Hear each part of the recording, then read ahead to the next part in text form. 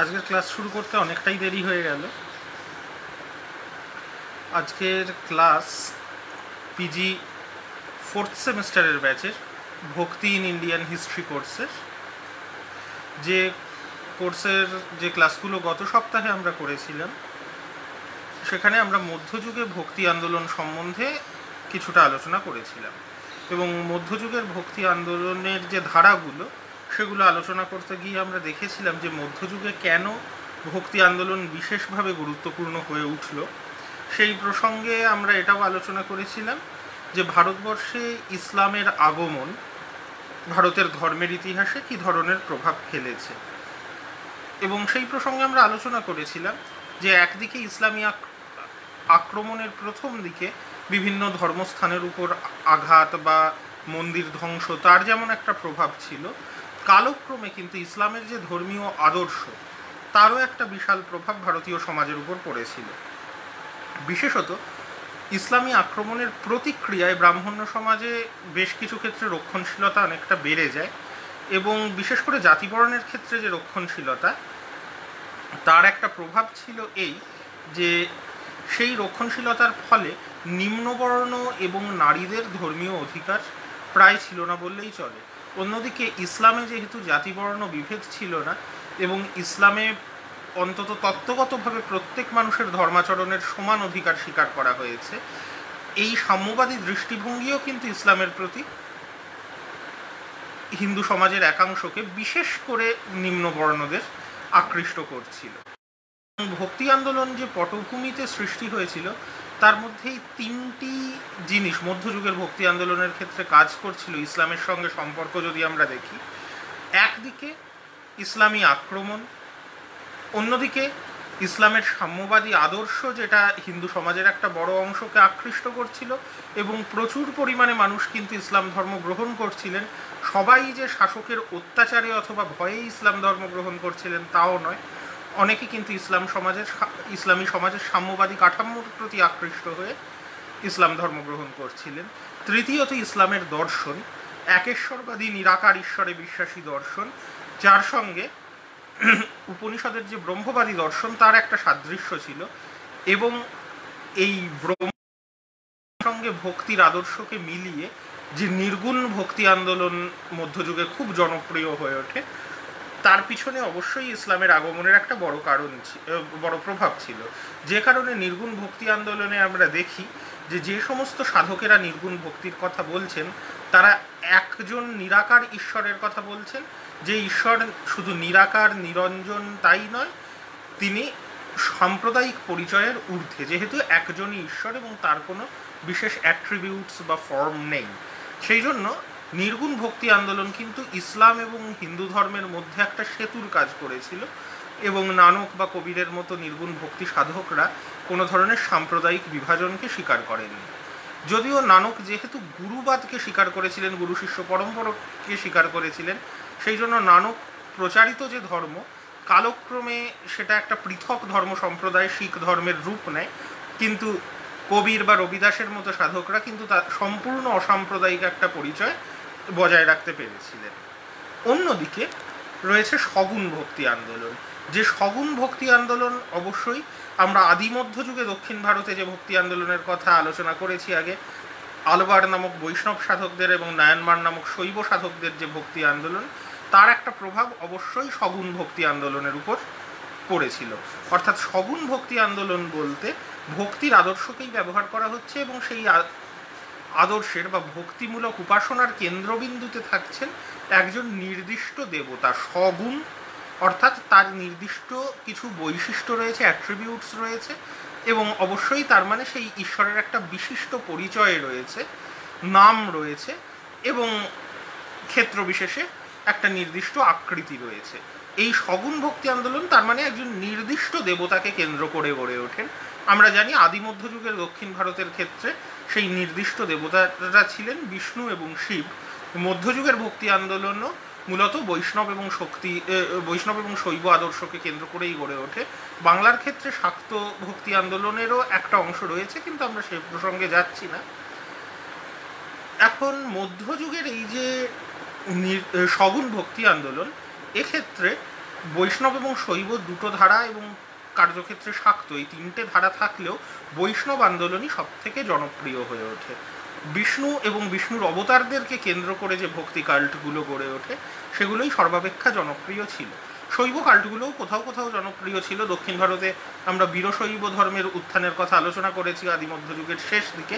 সেই বীরশৈব বা লিঙ্গায়েতদের যে ধর্মীয় আদর্শ সেটা কিন্তু মধ্যযুগের কর্ণাটকেও যথেষ্ট জনপ্রিয় ছিল।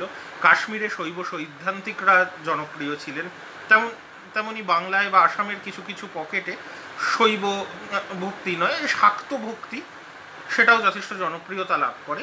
কিন্তু সর্বভারতীয়ভাবে যদি আমরা দেখি, সগুণ ভক্তি আন্দোলনের ক্ষেত্রে বৈষ্ণব ভক্তি সর্বাপেক্ষা প্রভাবশালী ছিল। এবং এই বৈষ্ণব ভক্তি আন্দোলন সরাসরি পৌরাণিক বিষ্ণুকে কেন্দ্র করে গড়ে ওঠার থেকেও বিষ্ণুর দুই অবতার রাম এবং কৃষ্ণ, যারা প্রকৃতপক্ষে মহাকাব্যিক চরিত্র। রাম কথা বলে একটি মহাকাব্যিক পরম্পরার নায়ক, যে মহাকাব্যিক পরম্পরা বহু প্রাচীন। ব্রাহ্মণ্য, বৌদ্ধ, জৈন বিভিন্ন পরম্পরায় রামকে নিয়ে কাহিনী কিংবদন্তি ছিল। কালক্রমে রামায়ণের কাহিনী বৈষ্ণবায়িত হয়। রামায়ণ মহাকাব্যে রাম ছিলেন একজন আদর্শ মানুষ। আমরা দেখেছি মৌর্য পরবর্তী যুগ বা খুব সম্ভবত গুপ্ত যুগের মধ্যে রাম বিষ্ণুর অবতার এবং একজন দেবতায় পরিণত হন, এবং কালক্রমে রামকে কেন্দ্র করে রামভক্ত সম্প্রদায় গড়ে ওঠে। একই রকমভাবে কৃষ্ণের কথা আমরা দেখেছি, যিনি সম্ভবত একজন ঐতিহাসিক চরিত্র। যাদববৃষ্ণি জনগোষ্ঠী যাকে দেবতায় পরিণত করে প্রথমে উপাসনা করত, যে যাদববৃষ্ণি জনগোষ্ঠীতে সম্ভবত বাসুদেব কৃষ্ণ নামক ঐতিহাসিক চরিত্র, উপনিষদেও যাকে কৃষ্ণ দেবকীপুত্র নামে অভিহিত করা হয়েছে, তিনি জন্মেছিলেন। কালক্রমে তিনি নিজের জনগোষ্ঠীর মধ্যে উপাসিত একজন দেবতায় পরিণত হন এবং ক্রমশ তাকে বৈদিক বিষ্ণু এবং অবৈদিক নারায়ণের সঙ্গে মিলিয়ে যে মূল স্রোতের পৌরাণিক বৈষ্ণব ধর্ম বা ভাগবত ধর্ম গড়ে ওঠে, তাতে এই বাসুদেব কৃষ্ণ কিন্তু অত্যন্ত গুরুত্বপূর্ণ একটি চরিত্র হয়ে ওঠেন। এবং মহাভারতে কৃষ্ণের যে উপদেশ ভগবদ্ গীতা নামে সংকলিত, সেই গীতারও একটা পরিবর্তন ঘটে এবং গীতার প্রথম দিকের অধ্যায়গুলোয় যে নিষ্কাম কর্মের বৈদান্তিক আদর্শ রয়েছে তার পরিবর্তন ঘটিয়ে গীতার 7ম থেকে 12 অধ্যায় গীতায় সংযোজিত হয়, যেখানে কিন্তু কর্ম বা নিষ্কাম কর্ম অথবা উপনিষদের পদ্ধতিতে জ্ঞান লাভের থেকেও ভক্তিকে সর্বাধিক গুরুত্ব দেওয়া হয়েছে এবং কৃষ্ণকে সর্বোচ্চ দেবতা হিসাবে স্থাপন করা হয়েছে। তো কৃষ্ণ এবং রামের দেবতায়ন অনেকদিন আগেই ঘটে গেছিল, কিন্তু আমরা দেখেছি গুপ্ত যুগের সময়ে যে বৈষ্ণব ধর্ম, তাতে কিন্তু রাম এবং কৃষ্ণর থেকেও বিষ্ণুর বরাহ অবতার অনেক বেশি গুরুত্বপূর্ণ ভূমিকা গ্রহণ করেছিল। কিন্তু দক্ষিণ ভারতে আলবারদের যে ভক্তি আন্দোলন, সেখানে ক্রমশ আমরা দেখি কৃষ্ণের গুরুত্ব বাড়তে শুরু করেছে। কারণ দক্ষিণ ভারতের জনগোষ্ঠীর মধ্যে যে প্রাচীন লোক, সেখানেও কৃষ্ণ কাহিনী মায়ন বা সঙ্গম সাহিত্যে চিরপ্রতিকারমে আমরা তার উল্লেখ দেখেছি। কাজেই দক্ষিণ ভারতের বৈষ্ণব ভক্তি আন্দোলনে কিন্তু বিষ্ণুর অবতার কৃষ্ণ অত্যন্ত গুরুত্বপূর্ণ একটা ভূমিকা গ্রহণ করেন।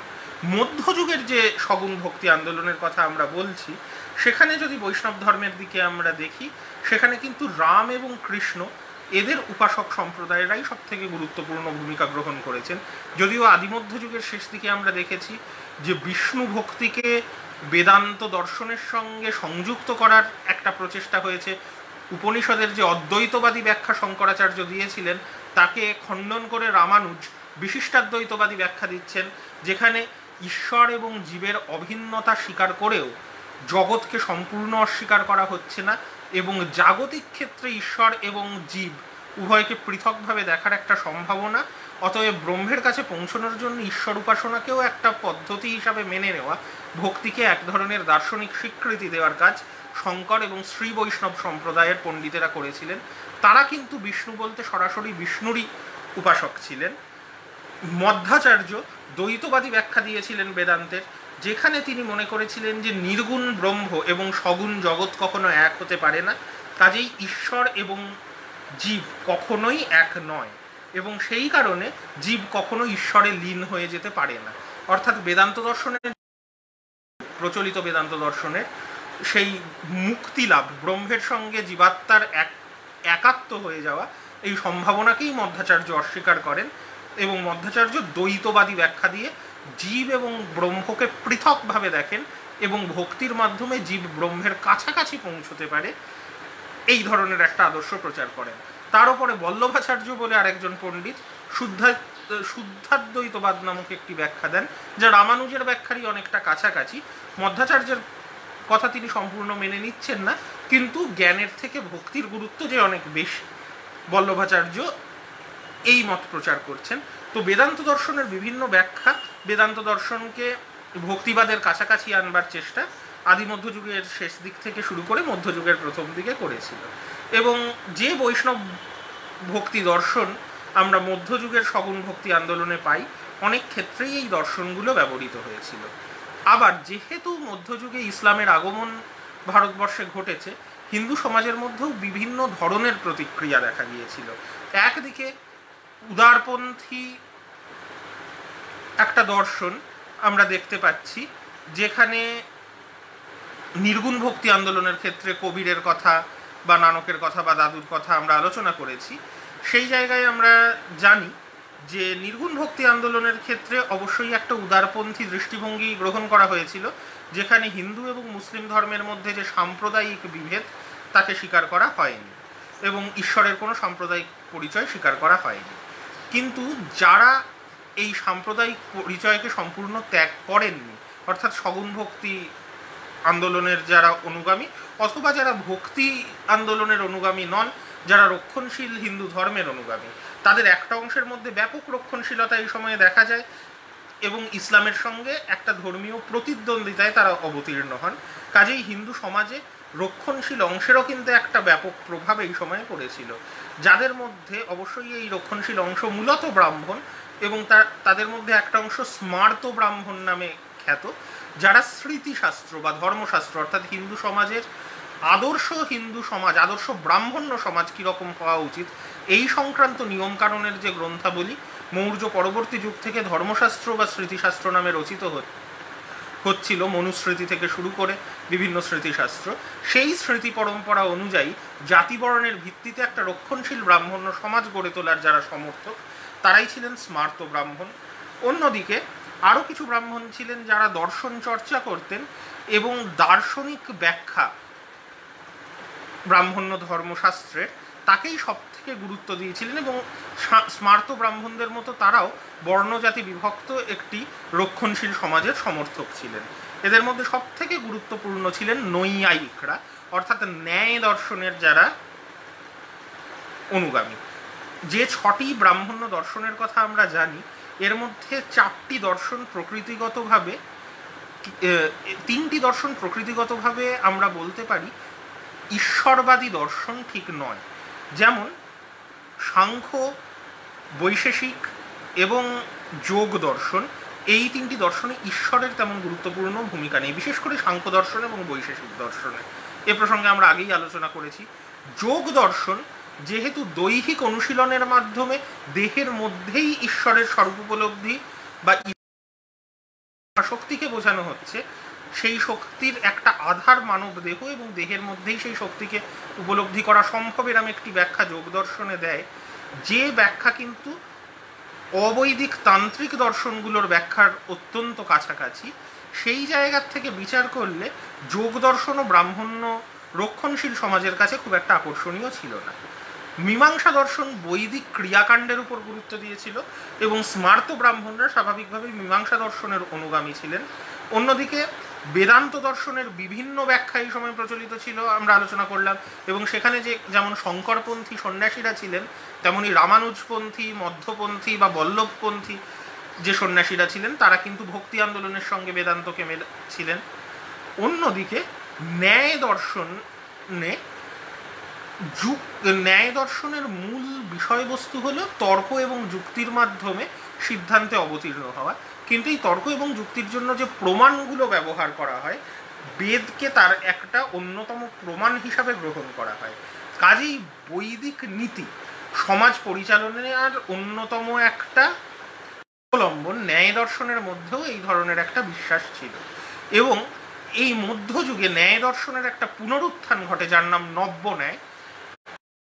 এর চর্চা ব্রাহ্মণ্যবাদী পণ্ডিতদের মধ্যে ব্যাপক আকার লাভ করে, যেখানে একটা ঈশ্বরবাদী দর্শন যুক্তিতর্কের ভিত্তিতে প্রতিষ্ঠা করার চেষ্টা হয়। এবং বিশেষ করে বাংলার ক্ষেত্রে বাংলার নদিয়া জেলার নবদ্বীপ জ্ঞানচর্চার একটা অন্যতম প্রধান কেন্দ্র ছিল এ সময়, এবং স্মার্ত এবং নব্যন্যায় এই উভয় দর্শনেরই যারা অনুশীলক পণ্ডিত তাদের একটা অন্যতম প্রধান কেন্দ্র ছিল নবদ্বীপ। কাজেই বাংলায় বৈষ্ণব ধর্ম বিষয়ে আমরা আলোচনা করব আজকের ক্লাসে, এবং এই ক্লাসে কিন্তু আমরা যে বিষয়ে মূলত আলোচনা করব সেখানে বাংলায় মধ্যযুগের এই ধর্মীয় পরিমণ্ডল অত্যন্ত গুরুত্বপূর্ণ, যে একদিকে ইসলামী শাসন ততদিনে সুপ্রতিষ্ঠিত এবং ইসলামের দর্শনের একটা প্রভাব রয়েছে, হিন্দু ধর্ম এবং ইসলাম ধর্মকে কাছাকাছি আনার চেষ্টা নির্গুণ ভক্তি আন্দোলনে চলছে, অন্যদিকে বাংলার বিশেষ করে নদিয়া জেলার নবদ্বীপ কিন্তু স্মার্ত ব্রাহ্মণদের এবং নব্যন্যায় দর্শনের চর্চাকারীদের একটা অন্যতম প্রধান কেন্দ্র, এবং ফলত রক্ষণশীল ব্রাহ্মণ্য সমাজের অন্যতম ঘাঁটি ছিল নবদ্বীপ, এটা বলা যায়। আমি বাংলার প্রসঙ্গে আবার সর্বভারতীয় ক্ষেত্রেই বৈষ্ণব সগুণ ভক্তি আন্দোলনে যে কথা বললাম, যে রাম এবং কৃষ্ণ এই দুটো চরিত্র অত্যন্ত গুরুত্ব লাভ করে, তার কারণ ইসলামের সঙ্গে প্রতিদ্বন্দ্বিতায় অবশ্যই ব্রাহ্মণ্য বা হিন্দু ধর্মাবলম্বী গোষ্ঠীগুলো জনপ্রিয়তা অর্জনের একটা চেষ্টা করছিল, এবং রামায়ণ মহাভারতের কাহিনী যেহেতু অত্যন্ত জনপ্রিয় কাহিনী, তাই রাম এবং কৃষ্ণের কাহিনীর সঙ্গে সাধারণ মানুষ অনেক বেশি পরিচিত ছিলেন। কাজেই সগুণ ভক্তি আন্দোলনে আর গুপ্ত বা গুপ্ত পরবর্তী যুগের মতো বরাহ বা নৃসিংহ মতো অবতারদের পরিবর্তে রাম এবং কৃষ্ণ, যাদের কাহিনী মানুষের জীবনের কাহিনী এবং যে কাহিনীর সঙ্গে সাধারণ মানুষ অনেক বেশি পরিচিত, সেই অবতারগুলোর উপরেই গুরুত্ব দেওয়া হয়। এবং সগুণ ভক্তি আন্দোলনের মধ্যে আমরা দুরকম ধারাই দেখতে পাই, রক্ষণশীল এবং উদারপন্থী উভয় ধরনেরই সগুণ ভক্তি আন্দোলন দেখা যায়। অর্থাৎ রক্ষণশীল ধারা বলতে যাঁরা এই ব্রাহ্মণ্য সমাজের রক্ষণশীলতাকে স্বীকার করেন এবং ভক্তি আন্দোলনের মাধ্যমে ব্রাহ্মণ্য সমাজের যে পপুলার বেস, জনপ্রিয়তার ভিত্তিকে অনেক বেশি সম্প্রসারিত করতে চাইলেও কিন্তু ব্রাহ্মণ্য সমাজের অনুশাসনকে মেনে চলার পক্ষপাতী ছিলেন, জাতিবর্ণ ব্যবস্থাকে মেনে নিয়েছিলেন, ক্ষেত্রবিশেষে হিন্দু মুসলমানের বিভেদ এবং হিন্দুদের শ্রেষ্ঠত্বকে মেনে নেন, কিন্তু ধর্মাচরণের মূল মাধ্যম হিসাবে ভক্তিকে তুলে ধরেন। এর সর্বশ্রেষ্ঠ উদাহরণ হচ্ছেন তুলসীদাস। উত্তর ভারতের হিন্দি বলয় যাকে আমরা বলি, সেখানে রামকে কেন্দ্র করে আজ অবধি আমরা দেখতে পাই সব থেকে পপুলার ফর্ম অফ ওয়ার্শিপ উত্তর ভারতে রামকে কেন্দ্র করে সগুণ বৈষ্ণব ভক্তি যে উপাসনা, যা খুব সাম্প্রতিককালে অত্যন্ত উগ্রবাদী একটি রাজনৈতিক চরিত্র ধারণ করেছে।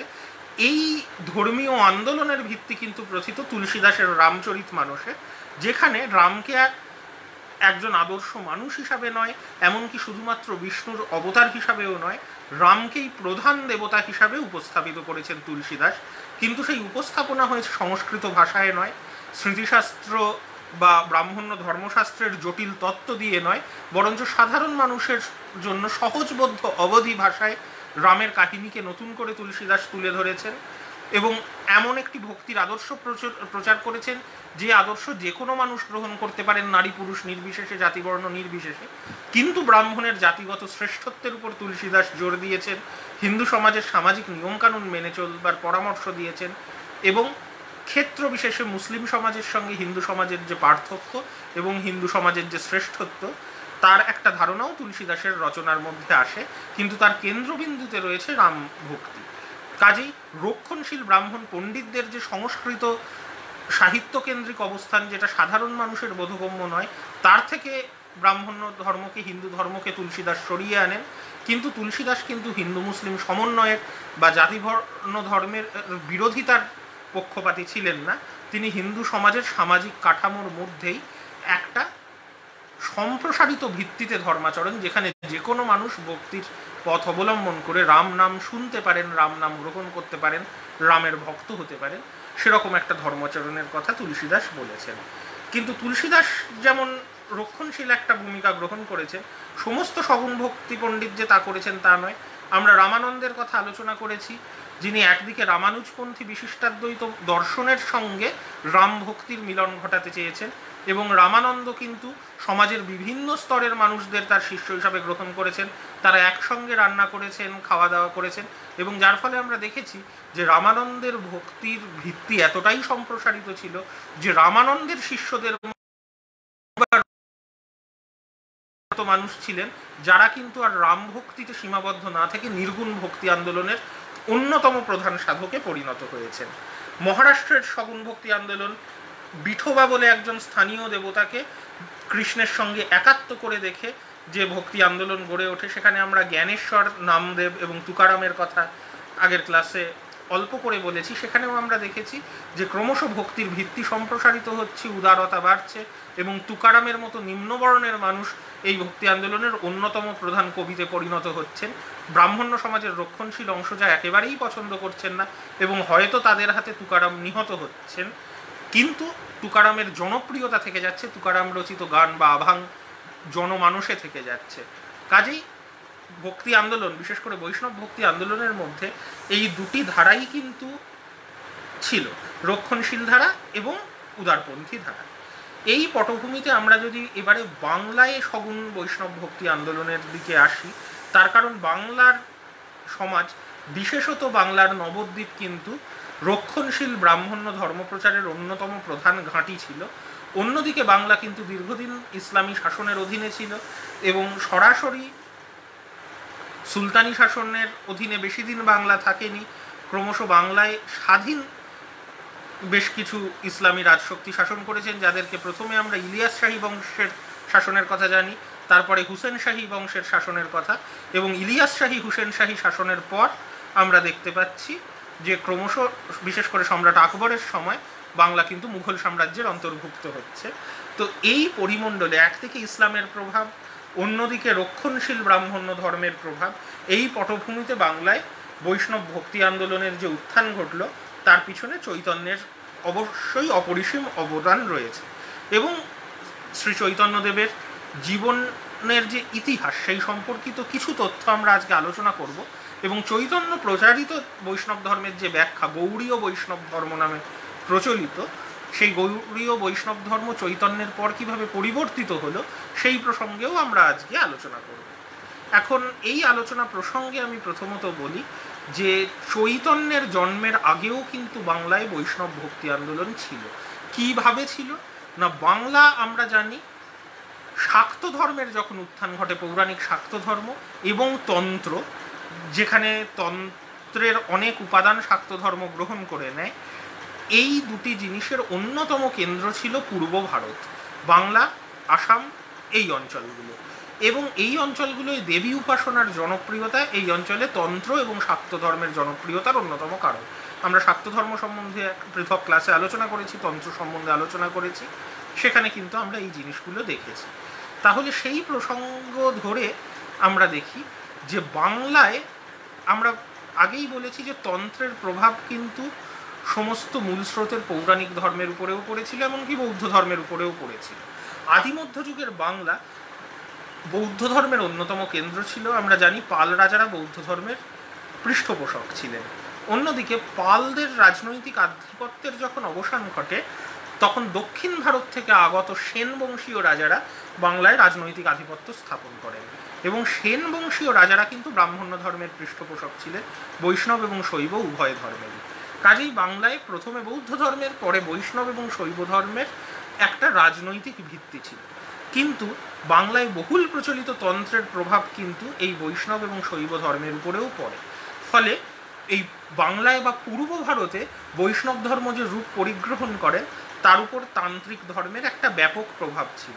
এবং সেই প্রভাব কি না, তান্ত্রিক ধর্মে যেটা হয়, মেল প্রিন্সিপাল এবং ফিমেল প্রিন্সিপালের মিলন, যাকে সাংখ্য দর্শনের পুরুষ প্রকৃতির মিলনের সঙ্গে মিশিয়ে একটা দার্শনিক ভিত্তি দেওয়া হয়। এবং যেমন শৈব বা শাক্ততন্ত্রে শিব এবং শক্তি, মেল প্রিন্সিপাল এবং ফিমেল প্রিন্সিপালকে বলা হয়। অন্যান্য ধর্ম সম্প্রদায়ের উপর যখন তন্ত্রের প্রভাব পড়ে, তখন সেই ধর্মের প্রধান দেবতাদেরও শক্তি হিসাবে ফিমেল প্রিন্সিপালের কল্পনা করা হয়। যেমন বৌদ্ধ ধর্মে বজ্রযান বৌদ্ধ ধর্মের কথা আমরা আলোচনা করেছি, যেটা বাংলাতেও যথেষ্ট জনপ্রিয় ছিল, যেখানে তারা নামক দেবীদেরকে কল্পনা করা হয় বুদ্ধ এবং বোধিসত্ত্বদের শক্তি বা। একই রকমভাবে বৈষ্ণব ভক্তিতে বাংলায় কৃষ্ণের ফিমেল প্রিন্সিপাল হিসাবে রাধার কল্পনা করা হয়। রাধা বলেছি যে কৃষ্ণ সম্পর্কিত প্রাচীন কোনো সাহিত্যে রাধার কোনো উল্লেখ নেই। একমাত্র প্রাকৃত পরম্পরায় গাথা সপ্তশতীতে রাধা নামে একটা চরিত্রের উল্লেখ আমরা পাই। দক্ষিণ ভারতের সংগম সাহিত্যে মায়নের বিপরীতে পিন্নাই বলে একটি চরিত্রের উল্লেখ আমরা পাই। কাজেই আমরা বুঝতে পারি যে কোনো কোনো লোক পরম্পরায় কৃষ্ণের গোপীদের সঙ্গে যে প্রেমের কাহিনী, তার মধ্যে কোনো একজন গোপী বিশিষ্ট রূপ ধারণ করছেন।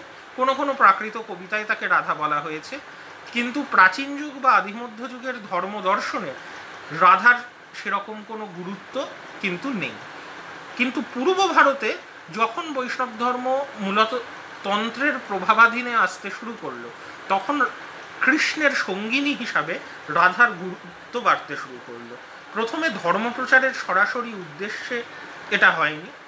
বৈষ্ণব কবি জয়দেব, সম্ভবত প্রাপ্ত কবি, গীত গোবিন্দ বলে যে কাব্য রচনা করেন, সেই কাব্যে আমরা দেখতে পাচ্ছি রাধা চরিত্রটা খুব গুরুত্বপূর্ণ হয়ে উঠছে কৃষ্ণের প্রেমিকা হিসাবে। তখনও কিন্তু রাধাকে তান্ত্রিক মত মেনে কৃষ্ণের শক্তি হিসাবে তুলে ধরা হয়নি, বরঞ্চ জয়দেবের গীত গোবিন্দ ধর্মকেন্দ্রিক কাব্য হলেও অত্যন্ত মানবিক একটি কাব্য, যেখানে মানব মানবীর প্রেম খুব গুরুত্বপূর্ণ আকার ধারণ করেছে। হয়তো জয়দেবের নিজের জীবনে যে বিতর্কিত প্রেম একজন দেবদাসী, পদ্মাবতী নামক একজন দেবদাসীর সঙ্গে, জয়দেব সেই মানব মানবীর প্রেম, এবং যেটি একরকম অবৈধ প্রেম, কারণ জয়দেবের স্ত্রী পদ্মাবতী তিনি দেবদাসী ছিলেন। দেবদাসীদের মনে করা হতো তারা ঈশ্বরের সঙ্গে বিবাহিত, তাই তাকে পুনর্বিবাহ করা এক ধরনের পরদার গ্রহণ, পরস্ত্রী গ্রহণ বা অ্যাডাল্টারি। কিন্তু এই অ্যাডাল্টারাস প্রেমের মধ্যেও যে মাধুর্য থাকতে পারে, স্বয়ং কৃষ্ণ সেই রকম একটা অ্যাডাল্টারাস প্রেমে নিযুক্ত হচ্ছেন। এই পরিমণ্ডলে রাধার চরিত্রকে তুলে আনেন জয়দেব, এবং গীতগোবিন্দে অনেক ইঙ্গিত রয়েছে যে রাধাকৃষ্ণের প্রেম সেখানে জয়দেব পদ্মাবতীর প্রেমের একটা রূপক হিসাবে ব্যবহৃত। কিন্তু এই যে রাধার চরিত্রের অবতারণা ঘটল এবং জনপ্রিয়তা অর্জন করলো, শাক্ততন্ত্র প্রভাবিত বাংলার বৈষ্ণব কবিরা রাধার উপর ক্রমশ অপরিসীম গুরুত্ব দিতে শুরু করলেন, এবং বাংলাতেই রচিত হলো একটি পুরাণ, ব্রহ্মবৈবর্ত পুরাণ, যেখানে রাধাকে প্রথম কৃষ্ণের শক্তি হিসাবে তুলে ধরা হলো, এবং কৃষ্ণের থেকেও রাধাকে অনেক বেশি গুরুত্ব দেওয়া হলো। এবং কৃষ্ণ এখানে বিষ্ণুর অবতার নন, বিষ্ণুরও ঊর্ধ্বে কৃষ্ণ এবং কৃষ্ণেরও ঊর্ধ্বে কৃষ্ণের শক্তি স্বরূপিণী রাধা, এরকম একটি তত্ত্ব ব্রহ্মবৈবর্ত পুরাণে প্রচারিত হলো।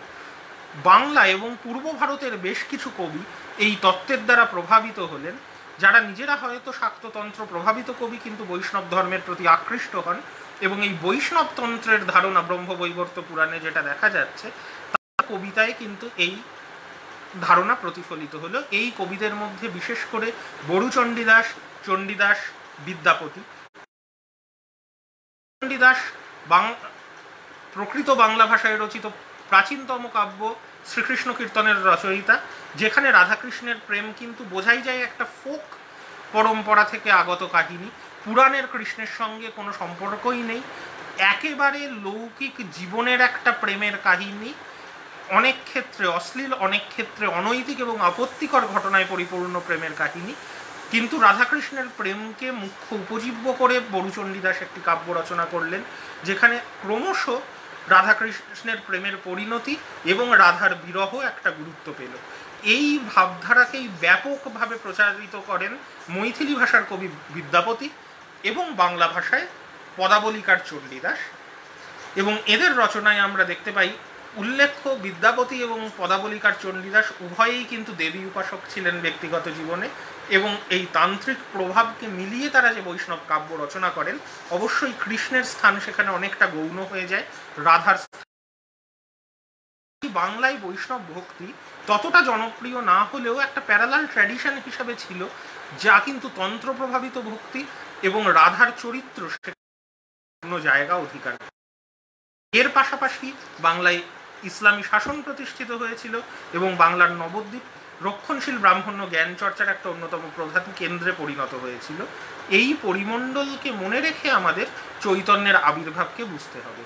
চৈতন্যের জীবনকাল পঞ্চদশ শতাব্দীর শেষ ভাগ থেকে ষোড়শ শতাব্দীর গোড়ার দিক, মাত্র 48 বছর চৈতন্য জীবিত ছিলেন, সম্ভবত 1485 থেকে 1533 খ্রিস্টাব্দ চৈতন্যের জীবনকাল। কাজেই হুসেন শাহী বংশের রাজত্বকাল চৈতন্যের জন্ম, এবং চৈতন্যের মৃত্যু যখন হচ্ছে 1533 সাল, ততদিনে মুঘলদের আগমন ভারতে ঘটে গেছে, কিন্তু তখনও বাংলা মুঘল শাসনের প্রত্যক্ষ অধীনে সেইভাবে আসেন। এই রকম একটা পরিস্থিতি হুসেনশাহী বাংলায় চৈতন্যের জন্ম, এবং চৈতন্যের জন্ম নবদ্বীপে, যে নবদ্বীপ সংস্কৃত জ্ঞান চর্চার এবং রক্ষণশীল ব্রাহ্মণ্য জ্ঞান চর্চার একটা অন্যতম প্রধান কেন্দ্র। একদিকে ইসলামের জনপ্রিয়তা এবং প্রসার, অন্যদিকে রক্ষণশীল ব্রাহ্মণ্য সমাজ, এর মধ্যে চৈতন্যের একটা অবস্থান ছিল। এবং এই অবস্থানকে যদি সঠিকভাবে আমাদের বুঝতে হয়, সেখানে আমাদের যে জিনিসটা খেয়াল রাখতে হবে সেটা হচ্ছে চৈতন্য প্রবর্তিত বৈষ্ণব ভক্তির যে নতুন ব্যাখ্যা, সেই ব্যাখ্যায় কিন্তু এই দুটো শক্তিরই মোকাবিলা চৈতন্যকে করতে হয়েছিল। চৈতন্য নিজে বৈষ্ণব ভক্তির অনুসারী ছিলেন, কিন্তু নবদ্বীপের ব্রাহ্মণ পরিবারে জন্মগ্রহণের সুবাদে চৈতন্যও নিশ্চয়ই এই সংস্কৃত চর্চার যে পরিমণ্ডল তার মধ্যে বড় হয়েছিলেন। চৈতন্যের অধিকাংশ প্রামাণ্য জীবনী, প্রধান চৈতন্যের জীবনী বলে ধরা হয় বৃন্দাবন দাস রচিত চৈতন্য ভাগবত এবং কৃষ্ণদাস কবিরাজ রচিত চৈতন্য চরিতামৃতকে, যেখানে চৈতন্য ভাগবতেই চৈতন্যের নবদ্বীপ জীবন বিশদভাবে আলোচনা করা হয়েছে। এই সমস্ত জীবনীতে চৈতন্যকেও সংস্কৃত সাহিত্যের একজন বড় পণ্ডিত হিসাবে প্রথম জীবনে দেখা হয়। তবে চৈতন্য রচিত কোনো সংস্কৃত গ্রন্থ নেই। কেন নেই এ নিয়ে বিভিন্ন কাহিনী কিংবদন্তি প্রচলিত আছে, যে বন্ধুর খ্যাতি যাতে বিঘ্নিত না হয় তাই চৈতন্য নিজের সমস্ত সংস্কৃত ধ্বংস করে দিয়েছেন ইত্যাদি। কিন্তু বর্তমানে চৈতন্য রচিত 8টা ভক্তিমূলক চৈতন্যদেবের কোনো রচনা পাওয়া যায় না। সেক্ষেত্রে চৈতন্য সত্যিই খুব বড় সংস্কৃতজ্ঞ পণ্ডিত নবদ্বীপের পণ্ডিত পরিমণ্ডলের মধ্যে ছিলেন কিনা এ বিষয়ে বিতর্কের অবকাশ রয়েছে। আমাদের আরেকটা জিনিস মনে রাখা প্রয়োজন, চৈতন্যের পিতা জগন্নাথ মিশ্র পূর্ববঙ্গের শ্রীহট্ট থেকে বাংলায় এসেছিলেন এবং নবদ্বীপে বসতি স্থাপন করেছিলেন। এই শ্রীহট্ট থেকে আগত অনেকের মধ্যেই কিন্তু বৈষ্ণব ধর্মের প্রতি আকর্ষণ দেখা যায়। নদিয়া জেলার শান্তিপুর নিবাসী অদ্বৈত আচার্য, যিনি চৈতন্যের আবির্ভাবের পূর্বে বাংলার বৈষ্ণব সমাজের নেতা ছিলেন, তাঁরও আদি বাড়ি কিন্তু ছিল শ্রীহট্ট। এবং অদ্বৈত আচার্য বলতে গেলে বলতে হয় যে বাংলায় বৈষ্ণব ধর্মের জনপ্রিয়তা কিভাবে বাড়ে। একদিকে শাক্ত প্রভাবিত বৈষ্ণব তন্ত্রের কথা আমরা আলোচনা করেছি, অন্যদিকে রামানুজ এবং পরে বল্লভাচার্য কথিত যে দার্শনিক মতবাদ, যে বেদান্ত দর্শন অনুসরণ করেও ভক্তিভাবে থাকা যায়, এটা কিন্তু বৈদান্তিক সন্ন্যাসীদের একাংশকে প্রভাবিত করছিল। আমরা জানি বৈদান্তিক সন্ন্যাসীদের প্রথম সংগঠিত করেছিলেন শঙ্করাচার্য, যিনি অদ্বৈতবাদে বিশ্বাসী, এবং দশনামী সন্ন্যাসী সম্প্রদায়, অদ্বৈতবাদী যে সন্ন্যাসী সম্প্রদায় তারা মূলত শঙ্করপন্থী, কিন্তু তাদের একাংশের মধ্যে ক্রমশ ভক্তিবাদ জনপ্রিয় হয়ে উঠতে থাকে। এরকমই একজন সন্ন্যাসীর নাম মাধবেন্দ্র পুরী, যিনি বাংলায় আসেন এবং এই বিশিষ্টাদ্বৈতবাদ এবং শুদ্ধাদ্বৈতবাদের মতে অবলম্বনকারী ভক্তিবাদের প্রচার করেন। তার প্রভাবে বাংলায় বৈষ্ণব ভক্তি কিছুটা জনপ্রিয়তা অর্জন করে এবং অদ্বৈত আচার্য সম্ভবত এই মতবাদেরই অনুগামী ছিলেন, যিনি জ্ঞান এবং ভক্তির সম্মিলন ঘটানোর পক্ষপাতী ছিলেন। অন্যদিকে রক্ষণশীল যে সংস্কৃত পণ্ডিতরা নদিয়া জেলায় ছিলেন, তারা কিন্তু ভক্তিমার্গকে কখনোই স্বীকৃতি দিতে রাজি হননি। কাজেই একদিকে এই সংস্কৃত পণ্ডিতরা রয়েছেন, অন্যদিকে অদ্বৈত আচার্যের মতো ভক্তি এবং জ্ঞানের মেলবন্ধন ঘটানোয় বিশ্বাসী বৈষ্ণবরা রয়েছেন, এবং এদের মধ্যে প্রায়শই তর্ক বিতর্ক হতো। অদ্বৈত আচার্য একজন উপহাসের পাত্র ছিলেন, তাকে ব্যঙ্গ বিদ্রুপ করতেন পণ্ডিতরা, এরকম কথা আমরা বারবার পেয়েছি। এবং চৈতন্যের জীবনেও আমরা দেখব যে নবদ্বীপের বিখ্যাত অধ্যাপক এবং তাদের ছাত্ররা একটি সংগঠন বা সমবায় গঠন করেছেন চৈতন্যের বিরোধিতা করবার জন্য। কাজেই এই কথা ভাবলে ভুল হবে যে চৈতন্য ভক্তিবাদ প্রচার করেছিলেন শুধু বাংলায় ইসলাম ধর্মের প্রসারের মোকাবিলা করার জন্য। একদিকে অবশ্যই ইসলামী সমাজেরও একটা রক্ষণশীল অংশ ছিল, যাদের মোকাবিলা চৈতন্যকে করতে হয়েছিল, কিন্তু তার পাশাপাশি রক্ষণশীল ব্রাহ্মণ্য পণ্ডিতদের মোকাবিলাও চৈতন্যদেবকে করতে হয়েছিল। চৈতন্যদেব সম্ভবত কৃষ্ণ ভক্তির প্রথম পাঠ পেয়েছিলেন ঈশ্বরপুরী বলে এক সন্ন্যাসীর কাছে, যে ঈশ্বরপুরীও কিন্তু মাধবেন্দ্র পুরীর মতবাদে বিশ্বাসী ছিলেন। কাজেই আমরা ধরে নিতে পারি চৈতন্যদেবের প্রথম দিকে ভক্তিবাদে যে হাতে খড়ি, তাতে মাধবেন্দ্র পুরী বা অদ্বৈত আচার্য বা ঈশ্বরপুরী এরা যেমন জ্ঞান এবং ভক্তির মেলবন্ধন ঘটানোর কথা বলছিলেন মূলত রামানুজাচার্য এবং বল্লভাচার্যের মতবাদ অবলম্বন করে, তাতেই চৈতন্য ভক্তিবাদে দীক্ষিত। কিন্তু ভক্তিবাদে দীক্ষিত হওয়ার পর চৈতন্য তার সমসাময়িক নদিয়ার সমাজ ব্যবস্থায়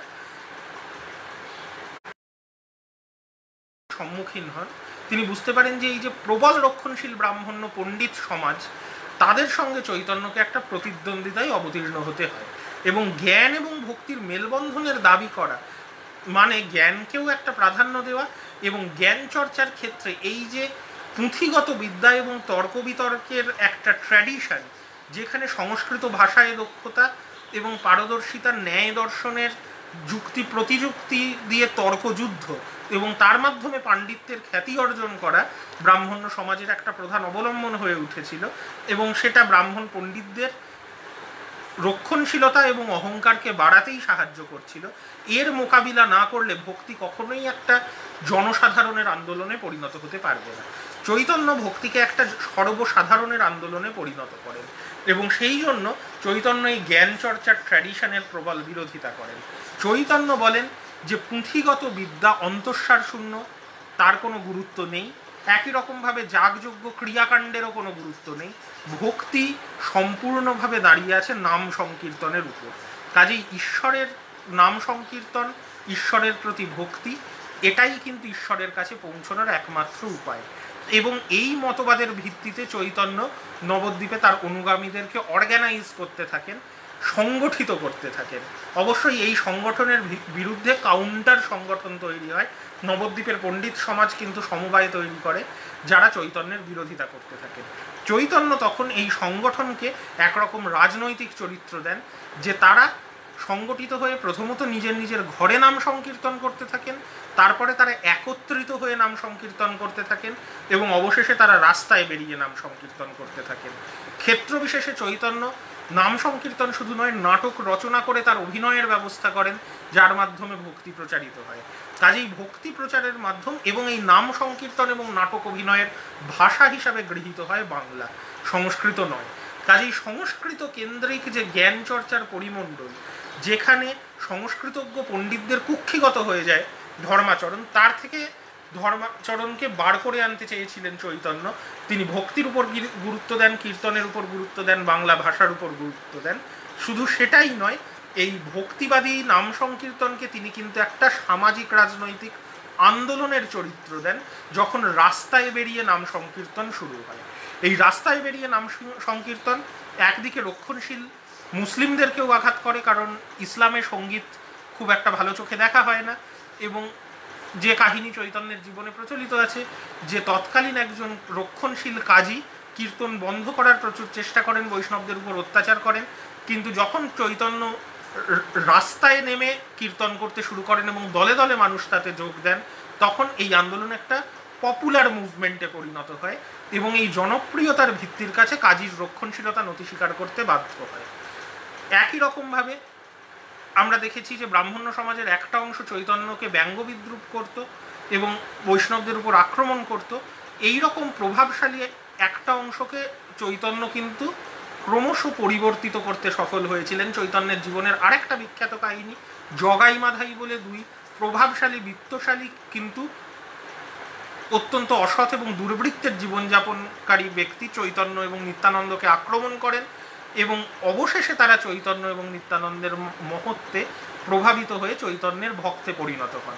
এই দুটি ঘটনা, কাজীর বিরুদ্ধে চৈতন্যের জয়লাভ এবং জগাই মাধাইয়ের পরিবর্তন এবং এর পাশাপাশি সহজ সরল নাম সংকীর্তনকেই ধর্মাচরণের একমাত্র উপায়ে পরিণত করা, বাংলা ভাষা ব্যবহার এবং সংগঠিতভাবে নাম সংকীর্তনের ব্যবহার করা চৈতন্যকে একজন জনপ্রিয় ধর্মনেতায় পরিণত করে। তৃতীয়ত, নাম সংকীর্তনের ক্ষেত্রে চৈতন্য কোনো জাতিবর্ণগত ভেদকে স্বীকৃতি দেননি। যে কোনো জাতিবর্ণের মানুষ চৈতন্যের অনুগামী হতে পারেন, চৈতন্য এই শিক্ষাই দিয়েছিলেন। এবং ফলত চৈতন্যের জীবনী থেকে আমরা দেখতে পাই যে চৈতন্যের জীবৎকালে তার 490 জন অনুচর ছিলেন, যাদেরকে চৈতন্যের পরিকর বলে বৈষ্ণব সাহিত্যে বলা হয়। এবং এই 490 জনের মধ্যে 239 জন ছিলেন ব্রাহ্মণ। কাজেই ব্রাহ্মণ সমাজের একটা বড় অংশকে চৈতন্য নিজের প্রতি আকৃষ্ট করতে পেরেছিলেন। 37 জন ছিলেন বৈদ্য এবং 29 জন কায়স্থ। কাজেই এই 239, 37 এবং 29 মিলে 305 জন সমাজের উচ্চ বর্ণ থেকে এসেছিলেন বলা যায় 490 এর মধ্যে। অতএব বাকি 185 জন কিন্তু সমাজের নিম্ন স্তর থেকে এসেছিলেন। কাজেই একদিকে প্রচুর পরিমাণে ব্রাহ্মণকে চৈতন্য যেমন পরিবর্তিত করতে বা আকৃষ্ট করতে পেরেছিলেন, সমাজের নিম্নবর্ণেরও বহু মানুষ কিন্তু চৈতন্যের আন্দোলনে একটা বড় জায়গা পেয়েছিল। এবং চৈতন্যের 490 জন অনুচর বা পরিকরের মধ্যে 16 জন কিন্তু শূদ্র, 16 জন কিন্তু আমরা দেখলাম 185 জন নিম্নবর্ণের, এবং তার মধ্যে 16 জন নারী ছিলেন এবং 2 জন কিন্তু ইসলাম ধর্মাবলম্বী ছিলেন, যাদের মধ্যে জবন হরিদাস বিশেষ করে খ্যাতি লাভ করেছেন বৈষ্ণব সাহিত্যে। কাজেই শুধু হিন্দু সমাজের মধ্যেও চৈতন্যের আকর্ষণ সীমাবদ্ধ ছিল না, এবং চৈতন্য নিজেও মুসলিমরাও যদি কৃষ্ণের নাম সংকীর্তনকে গ্রহণ করতেন তাদেরকে তার অনুচরের তালিকাভুক্ত করতে পিছোপা হননি, নারীদেরকেও চৈতন্য তার আন্দোলনের অঙ্গীভূত করতে পিছোপা হননি। অতএব চৈতন্য প্রকৃতপক্ষে বৈষ্ণব সগুণ ভক্তি আন্দোলনকে বাংলায় একটা পপুলার মুভমেন্টে পরিণত করেন।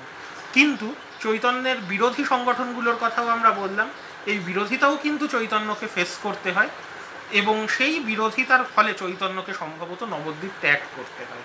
নবদ্বীপ ত্যাগ করা যখন চৈতন্য ঠিক করেন, তখন চৈতন্য বুঝতে পারেন যে একজন সাধারণ গৃহী মানুষের তৈরি করা এই আন্দোলন সংগঠিত পণ্ডিতদের আন্দোলনের মোকাবিলা করার জন্য যথেষ্ট নয়। অর্থাৎ ধর্মনেতা হিসাবে চৈতন্যের একটা লেজিটিমেসি প্রয়োজন, যেটা চৈতন্য সন্ন্যাস গ্রহণ না করলে সম্ভব নয়। কাজেই চৈতন্য অদ্বৈত বেদান্তপন্থী সন্ন্যাসী কেশব ভারতীর কাছে সন্ন্যাস গ্রহণ করেন, এবং সন্ন্যাস গ্রহণ করার পর নিজের গৃহাশ্রমে থাকা যায় না, কাজেই চৈতন্য নবদ্বীপ ত্যাগ করতে বাধ্য হয়। কাজেই নবদ্বীপের রক্ষণশীল পণ্ডিত অংশও কিন্তু একাংশে সফল হন। একদিকে চৈতন্যও যেমন সফল হন তার আন্দোলনকে একটা পপুলার মুভমেন্টে পরিণত করতে, অন্যদিকে কিন্তু অবশেষে চৈতন্য, যদিও তিনি মনে করতেন কৃষ্ণের নাম সংকীর্তন করাই একমাত্র ধর্মাচরণ এবং যে কোনো গৃহস্থ সেই কাজ করতে পারে, ঘরে ঘরে নাম সংকীর্তনের কথা চৈতন্য বলতেন, সেই চৈতন্যকেই কিন্তু ধর্মগুরু হিসাবে একটা লেজিটিমেট জায়গায় আসার জন্য সন্ন্যাস গ্রহণ করতে হয় এবং নবদ্বীপ পরিত্যাগ করতে হয়। অথচ চৈতন্য নিজে সন্ন্যাসের প্রতি খুব একটা আকৃষ্ট ছিলেন না।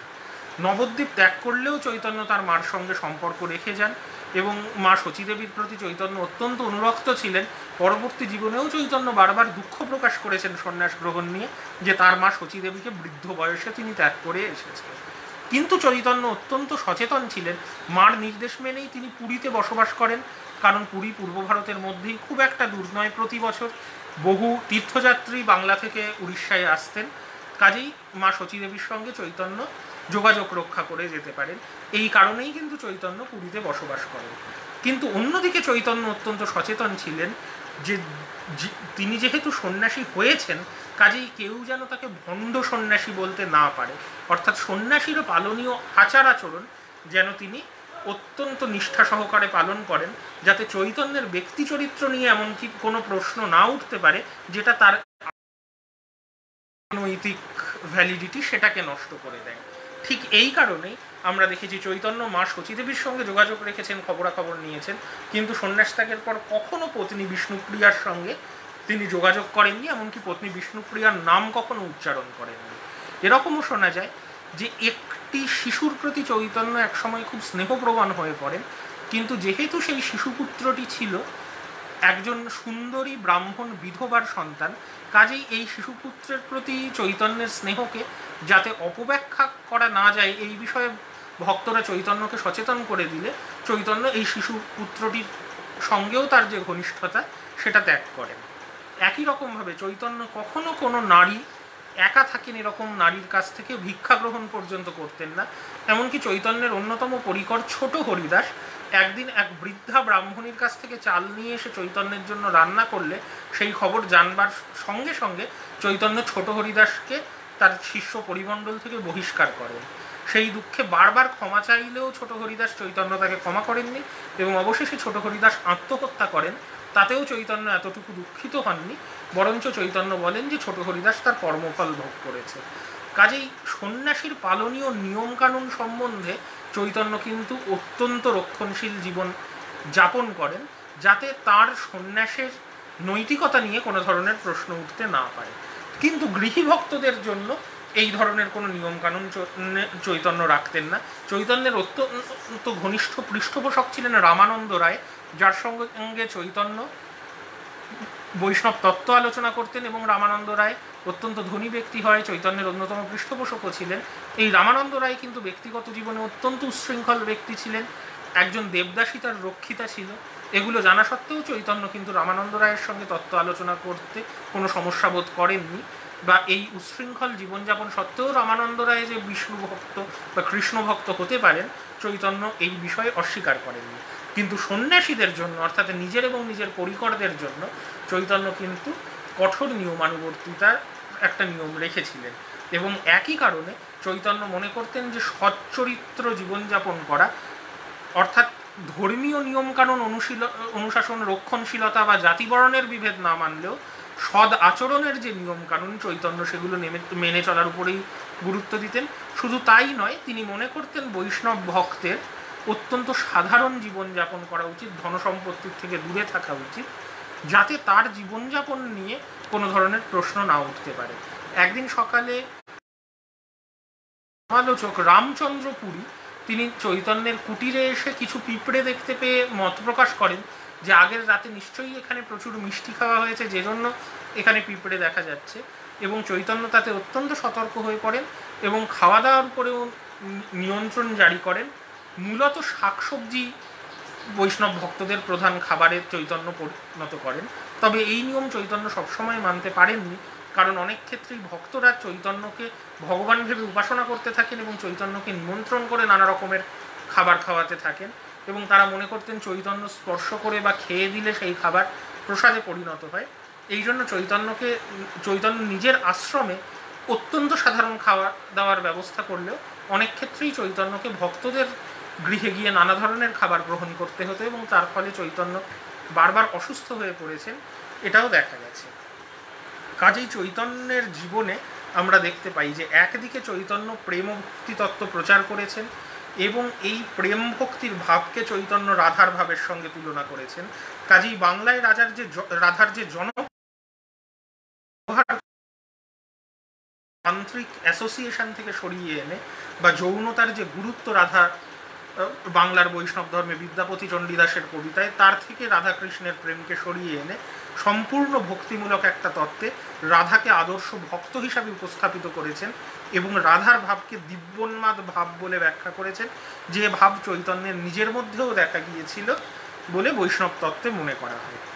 এখন চৈতন্যের এই যে দর্শন, তার সঙ্গে আমরা দেখতে পাচ্ছি চৈতন্যের ব্যক্তি জীবনে চৈতন্যকে একদিকে রক্ষণশীল মুসলিম সমাজের সঙ্গে লড়াই করতে হয়েছে, অন্যদিকে রক্ষণশীল ব্রাহ্মণ্য সমাজের সঙ্গে লড়াই করতে হয়েছে। দ্বিতীয় লড়াইটাই অনেক বেশি কঠিন ছিল, যে জন্য চৈতন্যকে সন্ন্যাস গ্রহণ করতে হয়েছে, নবদ্বীপ ত্যাগ করতে হয়েছে এবং পদে পদে রক্ষণশীল জীবনযাপনের নানা নিয়মকানুন অনুশীলন করতে হয়েছে। এইখান থেকে আমরা দেখতে পাই যে চৈতন্যের জীবনের মধ্যেও কিন্তু নানা ধরনের রাজনৈতিক সামাজিক ঘটনা প্রবাহের একটা প্রভাব আছে। একই ঘটনা পুরীতে চৈতন্যের অবস্থানে, পুরী বা উড়িষ্যা অনেকদিন ধরেই বৈষ্ণব ধর্মের একটা প্রধান কেন্দ্র এবং উড়িষ্যার যে বৈষ্ণব ভক্তরা, যাদেরকে পঞ্চশাখ বৈষ্ণব বলা হয়, তারাও ক্রমশ চৈতন্য অনুগামী হয়ে যেতে শুরু করেন এবং চৈতন্যের বাঙালি ভক্তদের সঙ্গে উড়িয়া ভক্তদের একটা মতান্তর সৃষ্টি হয়, যে মতান্তরে চৈতন্য অত্যন্ত ব্যথিত হন। চৈতন্য নিজে মধ্যস্থতা করে এই মতান্তরের মীমাংসা করার চেষ্টা করেন, কিন্তু তার বাঙালি ভক্তরা তাতে সন্তুষ্ট হননি এবং চৈতন্য কথিত এই যে সহজ সরল জীবনযাপন করে শুধুমাত্র নাম সংকীর্তনের মাধ্যমে ঈশ্বরের প্রতি ভক্তি, তার উড়িয়া ভক্তরা এর প্রতি বেশি আকৃষ্ট হয়েছিলেন বাঙালি ভক্তদের থেকে। কারণ সম্ভবত বাঙালি ভক্তদের একটা বড় অংশ আমরা দেখেছি ব্রাহ্মণ, যারা এই রক্ষণশীল ব্রাহ্মণ্য সমাজ থেকে উঠে এসেছিলেন এবং তারা জ্ঞান চর্চাকে সম্পূর্ণ চৈতন্য যেভাবে অগ্রাহ্য করেছেন সেটা হয়তো মেনে নিতে পারেননি। এই তত্ত্বগত বিরোধ বাঙালি ভক্তদের সঙ্গে উড়িয়া ভক্তদের দেখা যায় এবং অবশেষে চৈতন্য যখন বৃন্দাবনে তীর্থযাত্রা করেন, তারপরে বাঙালি ভক্তদের একটা অংশ স্থায়ীভাবে বৃন্দাবনে গিয়ে বসবাস করতে শুরু করেন। তারা আশা করেছিলেন চৈতন্যও তাদের সঙ্গে বৃন্দাবনে যাবেন এবং বসবাস করবেন, কিন্তু চৈতন্য মা শচীদেবীর থেকে অত দূরে যেতে রাজি হননি। কাজেই চৈতন্য কিন্তু তার উড়িয়া ভক্তদের সঙ্গে উড়িষ্যাতেই থেকে যান। তার বাঙালি ভক্তরা বৃন্দাবনকে বৈষ্ণব ভক্তি আন্দোলনের একটা নতুন কেন্দ্রে পরিণত করেন এবং গোটা বৃন্দাবনের যে সেক্রেট জিওগ্রাফি, বৃন্দাবনকে নতুন করে গড়ে তোলা হয় বৈষ্ণব ধর্মচর্যার একটা প্রধান কেন্দ্র হিসাবে, কিন্তু চৈতন্য বৃন্দাবনে গিয়ে কিন্তু বসবাস করতে রাজি হননি।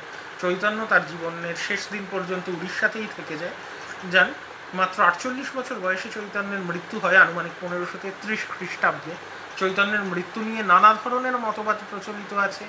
উড়িষ্যার জগন্নাথ মন্দিরের পাণ্ডারা চৈতন্যকে হত্যা করেছিলেন, এই ধরনের একটা কিংবদন্তিকে কেন্দ্র করে বহু জনপ্রিয় সাহিত্য রচিত হয়েছে। ঐতিহাসিক কোনো প্রমাণ থেকে সরাসরি সেরকম কিছু পাওয়া যায় না, তবে জনপ্রিয় বেশ কিছু কিংবদন্তি এই বিষয়ে রয়েছে। কিন্তু আমরা দেখেছি উড়িষ্যায় চৈতন্যের অবস্থানকাল সম্বন্ধে যা তথ্য পাওয়া যায়, সেখানে দেখা যায় উড়িয়া বৈষ্ণব ভক্তদের সঙ্গে কিন্তু চৈতন্যের সুসম্পর্ক ছিল, বরঞ্চ সেই সুসম্পর্ককে কেন্দ্র করে ক্ষুব্ধ হয়ে বাঙালি বৈষ্ণব ভক্তরা উড়িষ্যা ত্যাগ করেছিলেন। চৈতন্যের অধিকাংশ জীবনীতেই উল্লেখ পাওয়া যায় যে চৈতন্যের মধ্যে কিন্তু একটা আত্মহত্যা প্রবণতা ছিল এবং বারবার তিনি আত্মহত্যার চেষ্টা করেছেন দিব্যোন্মাদ ভাবে, এবং অবশেষে চৈতন্য একদিন মধ্যরাত্রে সমুদ্রে ঝাঁপ দেন, এরকম রেফারেন্স চৈতন্যের সমস্ত জীবনীতেই পাওয়া যায়। অনেক ঐতিহাসিকের মতে, যেমন রমাকান্ত চক্রবর্তী বাংলার বৈষ্ণব ধর্মের উপর যিনি বিশদে গবেষণা করেছেন, সেই রমাকান্ত চক্রবর্তীর মতে এই চৈতন্যের সমুদ্রে ঝাঁপ দেওয়াই হয়তো তার আত্মহত্যার পরিচয়ও, যদিও বেশ কিছু চৈতন্য জীবনীতে সমুদ্রে ঝাঁপ দেওয়ার পরেও চৈতন্য বেঁচে যান এরকম কথা বলা হয়েছে। কোনো কোনো চৈতন্য জীবনীতে চৈতন্যকে যেমন জগন্নাথের মূর্তিতে লীন হয়ে যেতে দেখা যায়, কোথাও কোথাও চৈতন্যকে সমুদ্রে লীন হয়ে যেতে দেখা যায়। কাজেই চৈতন্য সমুদ্রে ঝাঁপ দিয়ে আত্মহত্যা করেছিলেন, না অন্য কোনোভাবে নিহত হয়েছিলেন, অথবা তার স্বাভাবিক মৃত্যু ঘটেছিল, এ কথা আমরা নিশ্চিতভাবে বলতে পারি না। স্বাভাবিক মৃত্যু চৈতন্যের সম্ভবত ঘটেনি, কারণ চৈতন্যের রোগভোগ বা মৃত্যুর কোনো বিবরণ কোনো চৈতন্য জীবনীতে প্রামাণ্যভাবে পাওয়া যায় না। চৈতন্যের তিরোধানের পর চৈতন্যের ভক্তরা চৈতন্যকে একজন দেবতায় পরিণত করেন। কেউ কেউ চৈতন্যকে কৃষ্ণের অবতার, কেউ কেউ রাধার অবতার হিসাবে উপস্থাপন করেন, কিন্তু চৈতন্য নিজেকে দেবতা বলে কখনো দাবি করেননি। চৈতন্য ভক্তিবাদের প্রচারক ছিলেন এবং নিজেকে চৈতন্য একজন ভক্ত হিসাবে দেখতেই পছন্দ করতেন, এবং আমরা চৈতন্যের জীবনীতেও সেই জন্য দেখতে পাই যে চৈতন্যের যে পুরনো জীবনীগুলো, যেমন বৃন্দাবন দাস বা কৃষ্ণদাস কবিরাজের রচিত জীবনীগুলো, আমরা চৈতন্যকে বিশেষ কোনো অলৌকিক কার্যকলাপ কিন্তু করতে দেখি। কাজেই চৈতন্য নিজেকে একজন মানুষ এবং একজন ভক্ত হিসাবেই দেখতেন। পরবর্তীকালে যদিও বৈষ্ণবদের একটা শাখার উপাস্য দেবতায় পরিণত হয়েছেন চৈতন্যকে আমরা যদি ভক্তি সাধক হিসাবে দেখি এবং মানুষ হিসাবে চৈতন্যকে যে সামাজিক রাজনৈতিক ধর্মীয় পরিমণ্ডলে কাজ করতে হয়েছে, সেই পরিমণ্ডলের অবস্থান অনুসারে আমরা চৈতন্য যে মতবাদ প্রচার করেছেন তাকে বিচার করি, তাহলেই আমরা সঠিকভাবে চৈতন্য প্রবর্তিত ধর্মমতের তাৎপর্য বুঝতে পারব। তবে এই ক্ষেত্রে আমরা এই ক্লাসের বাকি অংশে যে কথা আলোচনা করব সেটা হলো যে চৈতন্য অত্যন্ত সহজ সরল অনাড়ম্বর জাতিবর্ণ নিরপেক্ষ একটি ধর্ম প্রচার করেন, কিন্তু চৈতন্যের মৃত্যুর পর তার ধর্ম, গৌড়ীয় বৈষ্ণব ধর্ম নামে যে ধর্ম প্রচলিত, সেই ধর্ম কি সেই একই রূপে থাকে? কারণ চৈতন্যের বাঙালি ভক্তদের একটা বড় অংশ আমরা দেখতে পাই পুরী ত্যাগ করে বৃন্দাবনে চলে যায়, এবং বৃন্দাবন এরপরে গৌড়ীয় বৈষ্ণব ধর্মের প্রধান কেন্দ্রে পরিণত হয়। এই ভক্তদের নেতা ছিলেন 6 জন, যাদেরকে 6 গোস্বামী বলে উল্লেখ করা হয়। চৈতন্য নিজে কোনো গ্রন্থ রচনা করে যাননি, 8টা মাত্র সংস্কৃত শ্লোক রচনা করেছেন, যেখানে তিনি সম্পূর্ণভাবে কৃষ্ণ ভক্তির কথা এবং নাম সংকীর্তনের কথাই গুরুত্ব দিয়ে আলোচনা করেছেন। কিন্তু প্রকৃতপক্ষে গৌড়ীয় বৈষ্ণব ধর্মের যে তাত্ত্বিক ভিত্তি তা প্রদান করেন এই 6 জন বৈষ্ণব গোস্বামী, যারা সংস্কৃত ভাষায় প্রচুর গ্রন্থ রচনা করেন। এই 6 গোস্বামীর নাম হলো সনাতন গোস্বামী, রূপ গোস্বামী, জীব গোস্বামী, গোপাল ভট্ট গোস্বামী, রঘুনাথ ভট্ট গোস্বামী এবং রঘুনাথ দাস গোস্বামী। এদের সম্বন্ধে আমরা আলোচনা করলে দেখতে পাবো যে বিশেষ করে সনাতন এবং রূপ এরা সুলতান হুসেন শাহর প্রশাসনের অন্যতম সদস্য ছিলেন। সনাতন গোস্বামী ছিলেন হুসেন শাহের প্রধান সচিব, রূপ গোস্বামী ছিলেন হুসেন শাহর অর্থ দপ্তরের অধিকর্তা। এরা বাংলার মানুষ এবং বাংলার পূর্ববঙ্গের যশোর অঞ্চল এদের শাসন অধীনে ছিল। অন্যদিকে এরা বাংলা এবং সংস্কৃতর পাশাপাশি আরবি ফার্সি ভাষাতেও সুপণ্ডিত ছিলেন, সেই জন্যেই হুসেন শাহী প্রশাসনে এরা যথেষ্ট গুরুত্বপূর্ণ পদ পেয়েছিলেন। তো এত বড় পণ্ডিত এবং বিত্তশালী মানুষ এবং প্রভাবশালী কর্মচারী হওয়া সত্ত্বেও এরা চৈতন্য কথিত ভক্তি আন্দোলনে আকৃষ্ট হয়। কিন্তু ভক্তি আন্দোলনে আকৃষ্ট হলেও এরা জ্ঞান চর্চার পথকে কিন্তু পুরোপুরি পরিত্যাগ করতে পারেননি, এদের পরবর্তী জীবন দেখলে যেটা বোঝা যায়। তাহলে জ্ঞান চর্চার পথে থেকেও এবং ব্রাহ্মণ, বিত্তশালী এবং পণ্ডিত হয়েও কেন সনাতন গোস্বামী এবং রূপ গোস্বামী চৈতন্যের শিষ্য হলেন, কেন তারা নবদ্বীপের পণ্ডিতদেরকে যোগদান করলেন না, এ নিয়ে একটা প্রশ্ন থাকতেই পারে। সেখানে যেহেতু তারা মুসলিম শাসকের অধীনে কাজ করতেন, হয়তো রক্ষণশীল ব্রাহ্মণ পণ্ডিতেরা তাঁদের পাণ্ডিত্যকে সেভাবে স্বীকৃতি দিতে রাজি ছিলেন না, যেখানে চৈতন্য সাম্প্রদায়িক পরিচয় নির্বিশেষে মানুষকে ধর্মাচরণের অধিকার দিয়েছিলেন, যা হয়তো রূপ সনাতনকে চৈতন্যের প্রতি আকৃষ্ট করে। কিন্তু সনাতন গোস্বামী এবং রূপ গোস্বামী এরা কিন্তু জ্ঞান চর্চার ধারা থেকে সম্পূর্ণ সরে যাননি, এবং বৃন্দাবনে গোস্বামীদের যে আন্দোলন তার নেতৃত্বের জায়গায় ছিলেন প্রথমে সনাতন এবং রূপ, এবং এদের দুজনের ভ্রাতুষ্পুত্র জীব গোস্বামী। এই তিনজন কিন্তু অসংখ্য সংস্কৃত গ্রন্থ রচনা করেন, যে গ্রন্থগুলো বৈষ্ণব ভক্তি আন্দোলনকে, গৌড়ীয় বৈষ্ণব ধর্মকে একটা তাত্ত্বিক ভিত্তি দেয়।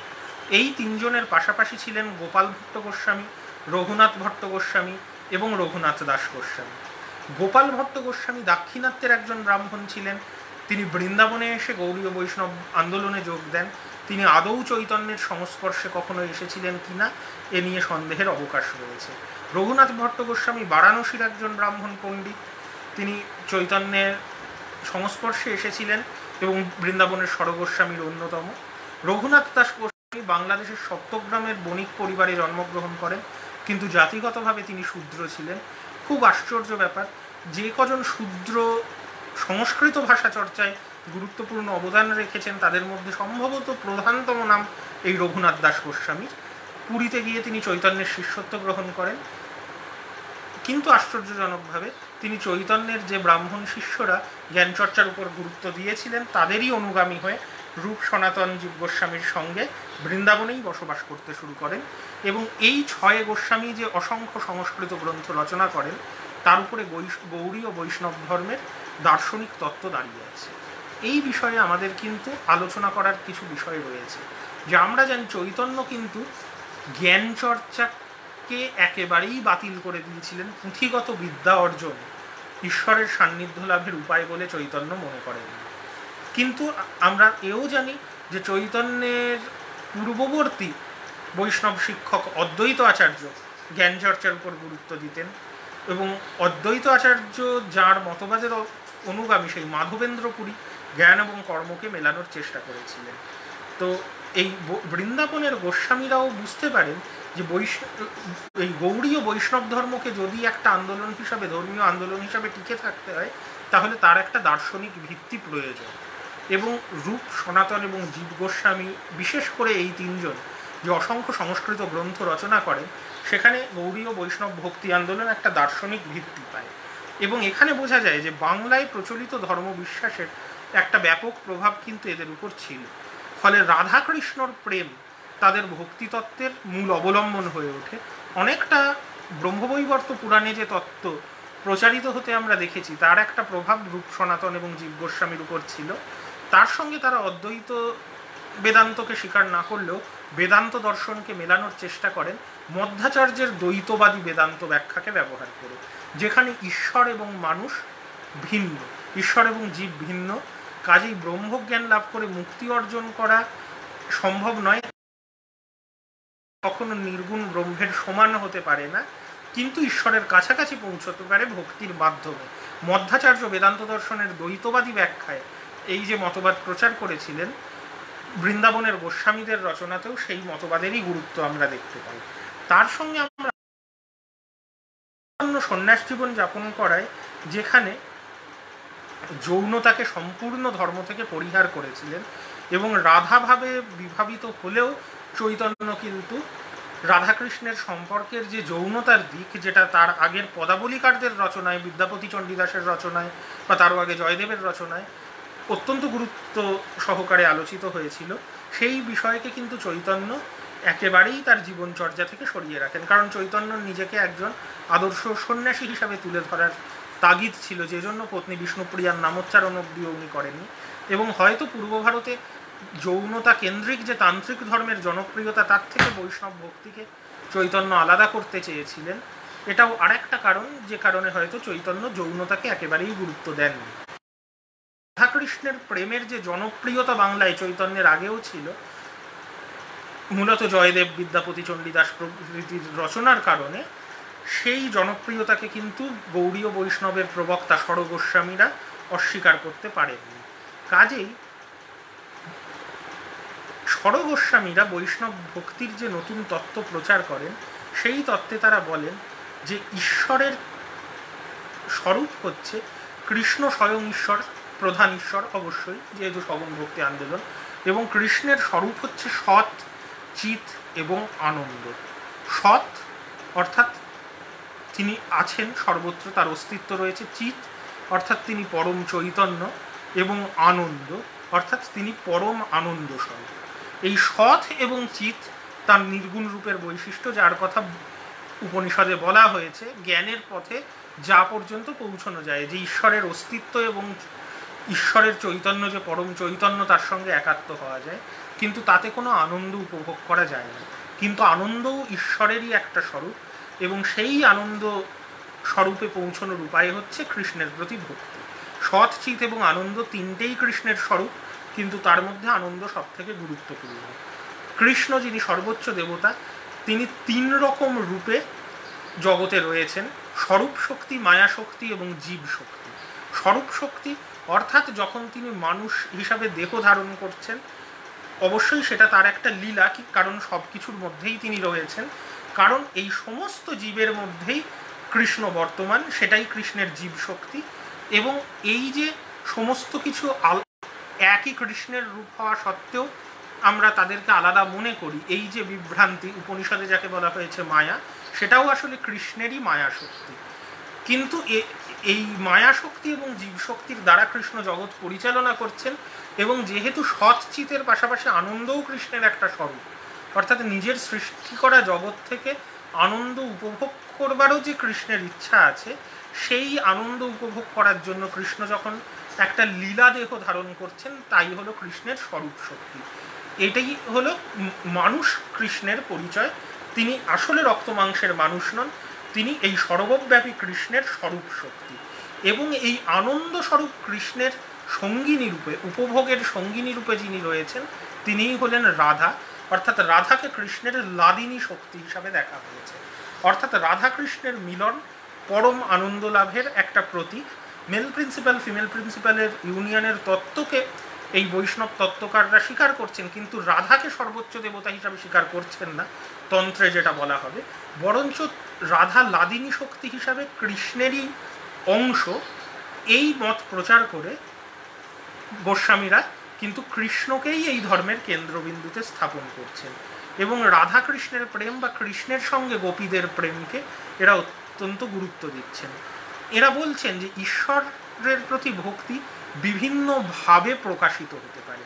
এই ভাব তাদের মতে ছটা: ব্রহ্মানন্দ, শান্ত, দাস্য, সখ্য, বাৎসল্য এবং মধুর। এই ছটি ভাবকে তারা ছটি রস বলেছেন। এদের মধ্যে সর্বনিম্ন স্তর হলো ব্রহ্মানন্দ, অর্থাৎ জ্ঞানের পথ যারা অবলম্বন করছেন তাদেরকে এরা অস্বীকার করছেন না, যেহেতু নিজেরাও জ্ঞান চর্চা করছেন। কিন্তু জ্ঞান চর্চা করে যে ব্রহ্মজ্ঞান লাভ করা যায়, সেটা ঈশ্বর উপাসনার সর্বনিম্ন স্তর। তার থেকে আরেকটু উন্নত স্তর হচ্ছে শান্ত, যেখানে এই ব্রহ্মের উপরে ঈশ্বরের ধারণা সম্বন্ধে একটা জ্ঞান জন্মায়, এবং শান্তভাবে ধ্যানের মাধ্যমে সেই ঈশ্বরের প্রতি ভক্ত উপাসনা করেন। তারও উপরে হচ্ছে যে চারটে স্তর, সেখানে ভক্তের সঙ্গে ঈশ্বরের একটা প্রত্যক্ষ সম্পর্ক স্থাপিত হয়। ব্রহ্মজ্ঞানে ঈশ্বরকে জানা হয়, শান্ততে ঈশ্বরের ধ্যান করা হয়, কিন্তু তার উপরের চারটে স্তরে মানবিক সম্পর্ক, মানবিক ভালোবাসার আধারে ঈশ্বরের সঙ্গে মানুষের সম্পর্ক স্থাপিত হয়। তার মধ্যে সর্বনিম্ন স্তর হলো দাস্য, যেখানে ভক্ত নিজেকে ঈশ্বরের দাস মনে করেন। কাজেই ভক্ত এবং ঈশ্বরের সম্পর্ক হচ্ছে প্রভু এবং ভৃত্যের সম্পর্ক। ভক্ত ঈশ্বরের সেবা করেন। এবং এর উদাহরণস্বরূপ অনেকের কথা বলা হয় পৌরাণিক চরিত্র, যেমন হনুমান দাস্যভাবে রামের সেবা করেছেন। তার থেকে উপরের স্তর হলো সত্য, যেখানে ঈশ্বরকে বন্ধুর মতো ভালোবাসা হয় এবং ঈশ্বর এবং ভক্তের মধ্যে অনেক বেশি একাত্মতা তৈরি হয়, যেমন দুজন বন্ধুর মধ্যে হয়। অর্জুনের সম্বন্ধে বলা হয় অর্জুন সখ্যভাবে ঈশ্বরের ভক্ত ছিলেন, অর্থাৎ বন্ধু হিসাবে। তারও উপরের স্তর হচ্ছে বাৎসল্য, যেখানে ঈশ্বরের প্রতি মানবিক প্রেম এতটাই যে শুধু সমানভাবে নয়, ঈশ্বরের পরিচর্যা করা হয় যেভাবে পিতামাতা সন্তানের পরিচর্যা করেন। যশোদাকে এই বাৎসল্যভাবের একজন প্রতীক হিসাবে তুলে ধরা হয়। এবং সর্বোচ্চ স্তর হচ্ছে মধুর, যেখানে ভক্ত ঈশ্বরের সব থেকে কাছাকাছি পৌঁছতে পারেন, যেমন প্রেমিক এবং প্রেমিকা। ঈশ্বরকেই পরম প্রেমিক বলে মনে করা হয় এবং ভক্ত, তিনি পুরুষ হন বা নারী হন, তিনি প্রেমিকার ভূমিকায় অবতীর্ণ হন। রাধা অবশ্যই এই মধুর রসের সর্বোচ্চ প্রতীক এবং রাধার ভাবে, দিব্যোন্মাদ ভাবে পৌঁছতে পারলে ভক্ত এবং রাধা একই স্তরে পৌঁছে যান, অর্থাৎ ভক্ত কিন্তু কৃষ্ণেরই শক্তিতে পরিণত হন। কৃষ্ণ এবং ভক্তের মধ্যে যে ভিন্নতা সেটা প্রায় লোপ পেয়ে যায়। রাধা এবং কৃষ্ণ কি এক, না রাধা ও কৃষ্ণ আলাদা? এই প্রশ্ন বারবার উঠেছে। রামানুজাচার্যের মতো যারা বিশিষ্টাদ্বৈত মতে বিশ্বাসী তারা অবশ্যই বলবেন যে সর্বোচ্চ বিচারে ভক্ত এবং ভগবান এক, কিন্তু যেহেতু বৃন্দাবনের গোস্বামীরা মূলত মধ্বাচার্যের মতবাদের অনুগামী, সেই জন্য তারা ভক্ত এবং ভগবানকে পৃথক হিসাবেই দেখেছেন। তারা বলেছেন যে রাধা শক্তি এবং কৃষ্ণ শক্তিমান। শক্তি এবং শক্তিমান দুটো, শক্তিমান শক্তির আধার, কিন্তু দুটোর মধ্যে একটা ভিন্নতা রয়েছে। কোথাও তারা উদাহরণ দিয়ে বলছেন যে আগুন এবং আগুনের স্ফুলিঙ্গের যে সম্পর্ক, অবশ্যই আগুনের স্ফুলিঙ্গ আগুন থেকে সম্পূর্ণ আলাদা নয়, আগুন থেকেই তার সৃষ্টি, কিন্তু আগুনের যে ক্ষমতা আর একটা স্ফুলিঙ্গের যে ক্ষমতা সে তো এক বা তুলনীয় নয়। কাজেই ভক্ত এবং ভগবানের সম্পর্ক, রাধা এবং কৃষ্ণের সম্পর্ক এরকমই, এক হয়েও তারা আলাদা। এই রাধা এবং কৃষ্ণের যে পার্থক্য, ভক্ত এবং ভগবানের যে পার্থক্য, এই বিষয়টাই বল্লভাচার্য পন্থীরা মেনে নিতে পারেননি এবং বৃন্দাবনে বল্লভাচার্যের অনুগামীদের সঙ্গে গোস্বামীদের অনুগামীদের মারপিট পর্যন্ত হয়েছে, এরও কিন্তু বিবরণ রয়েছে। কাজেই এই স্বরগোস্বামীদের দেওয়া এই যে বৈষ্ণব ভক্তির ব্যাখ্যা, এখানে কিন্তু মধুর রস বা প্রেমিক প্রেমিকার সম্পর্ককে সর্বোচ্চ গুরুত্ব দেওয়া হয়েছে।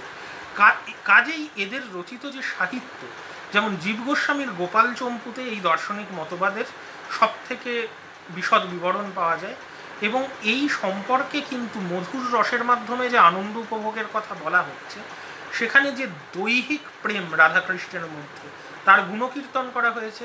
সংস্কৃত সাহিত্যে যাকে শৃঙ্গার রস বা আদিরস বলা হয়, গোস্বামীদের রচিত সাহিত্যে কিন্তু তার প্রাবল্য।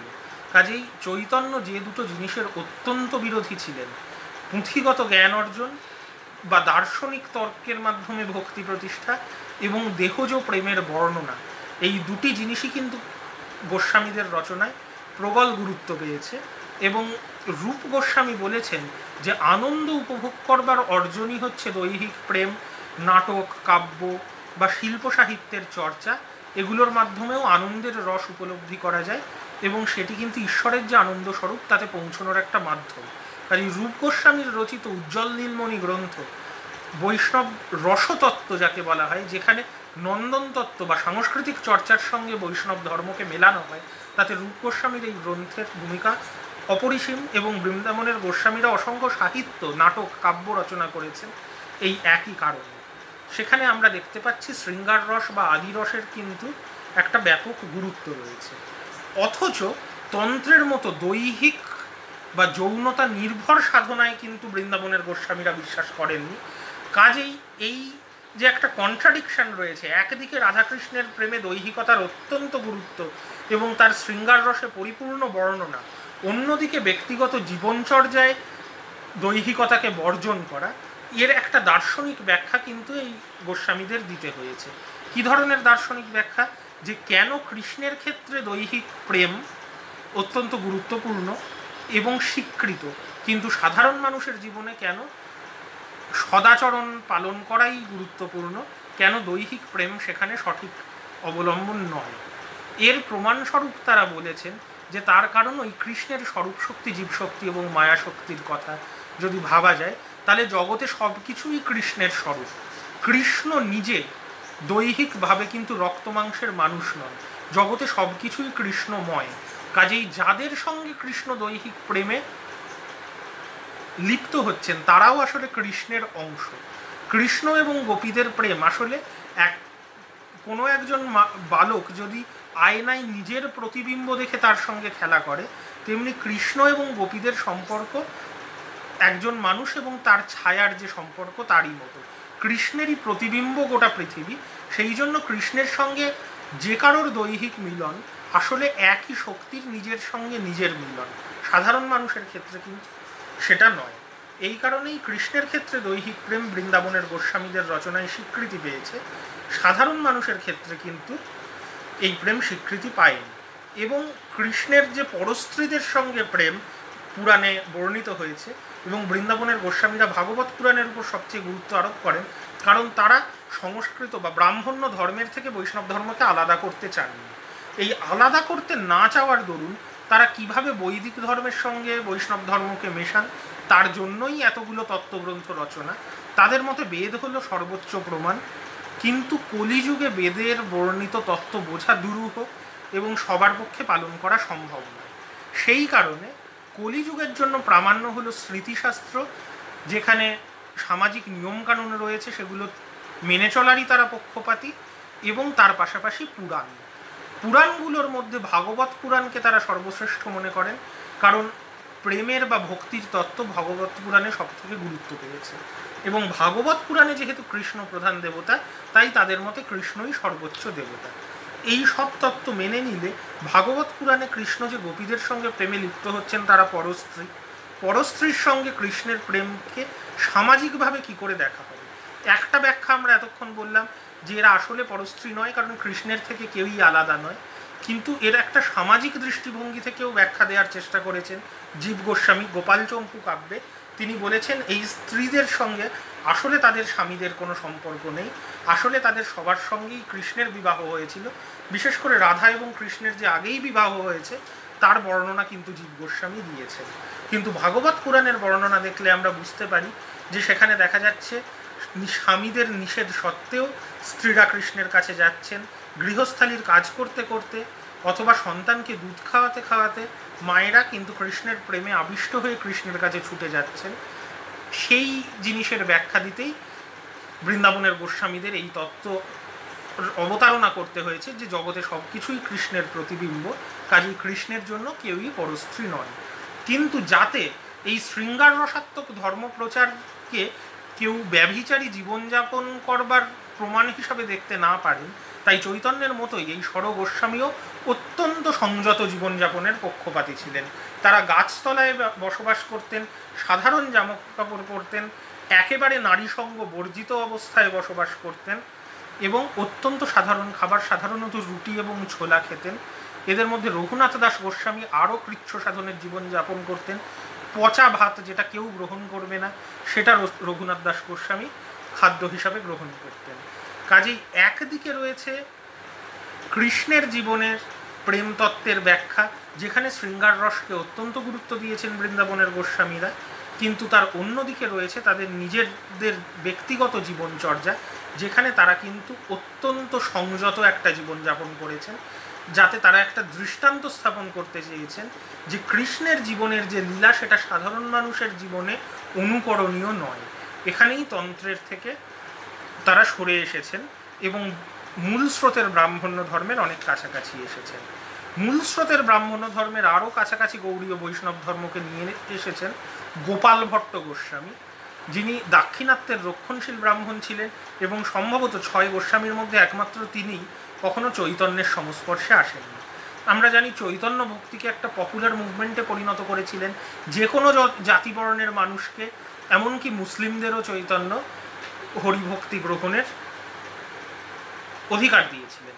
কিন্তু গোপাল ভট্ট গোস্বামী হরিভক্তি বিলাস বলে যে গ্রন্থ রচনা করেন, এটা বৈষ্ণবদের স্মৃতিশাস্ত্র অনুসরণ করে এখানে কিন্তু গোপাল ভট্ট গোস্বামী জাতিবর্ণের সপক্ষে বক্তব্য রাখেন, বলেন ব্রাহ্মণ শূদ্রের অন্ন গ্রহণ করবেন না, ব্রাহ্মণকে দান করা মানে বিষ্ণুকে দান করা, এবং চণ্ডালকে দেখে ফেললেও পাপ হয়, তাই সূর্যের দিকে তাকিয়ে উচ্চবর্ণের মানুষকে সেই পাপ স্খলন করতে হয়।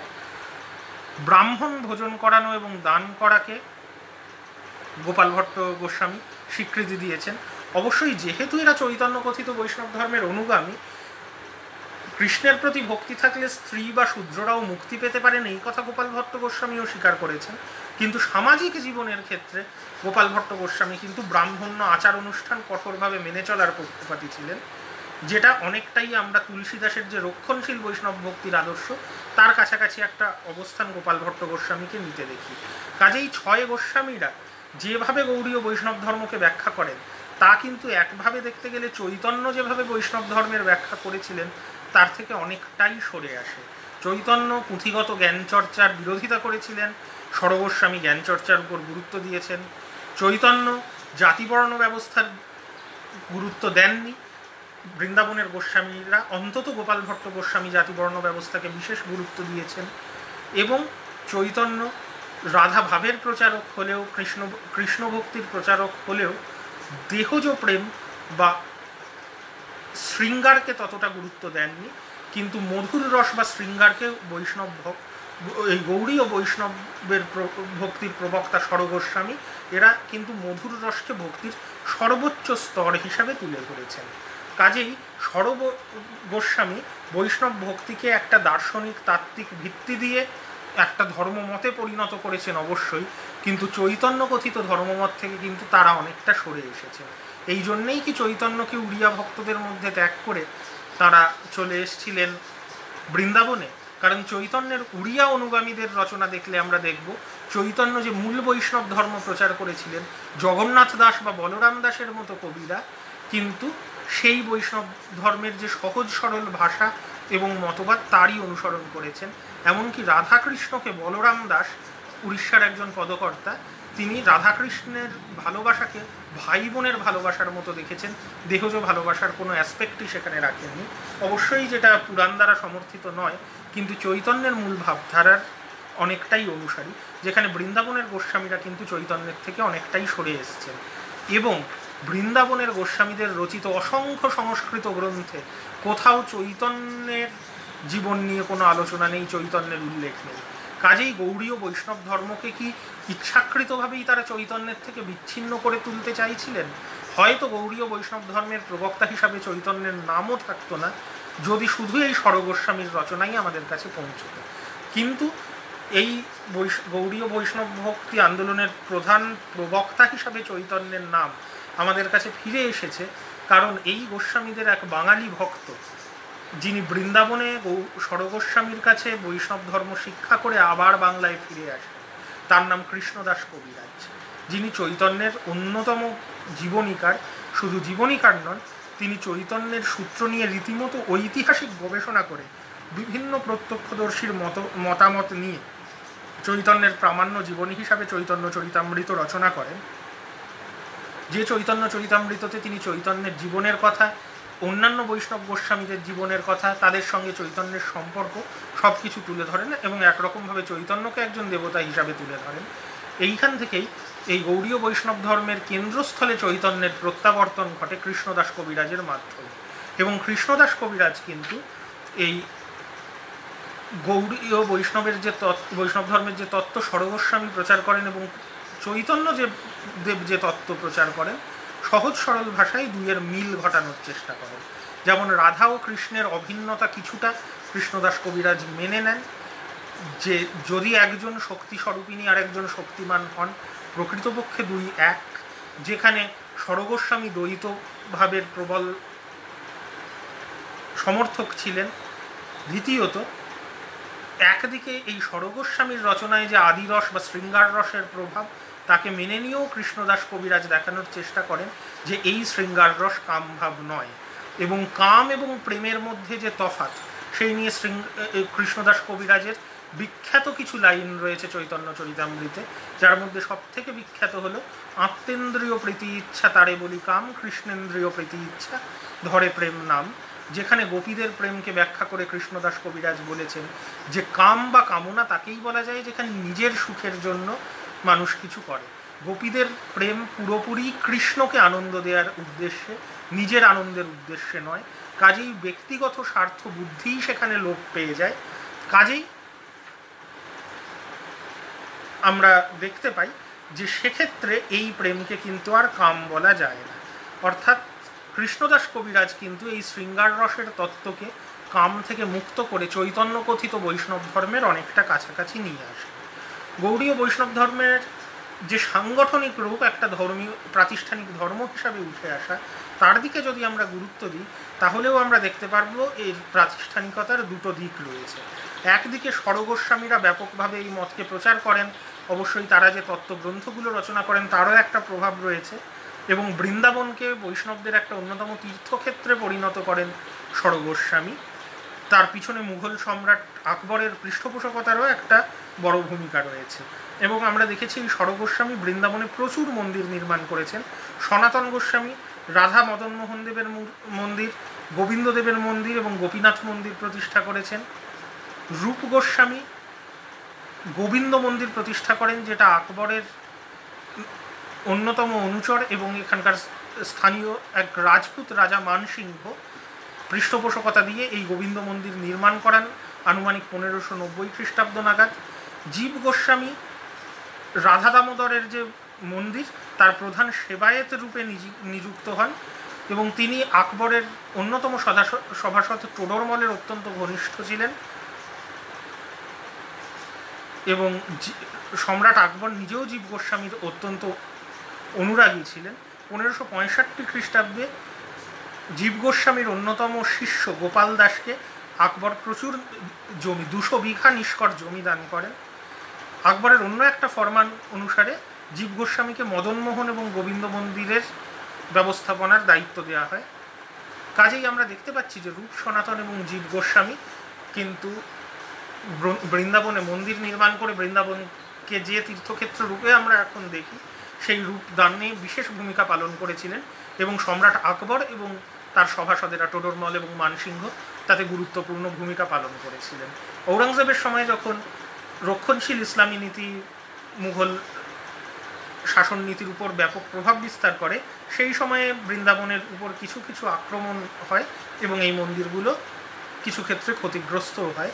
কিন্তু তীর্থ হিসাবে বৃন্দাবনের যে উত্থান এবং জনপ্রিয়তা লাভ সেটা মূলত ষড়গোস্বামীর কাজের ফলে।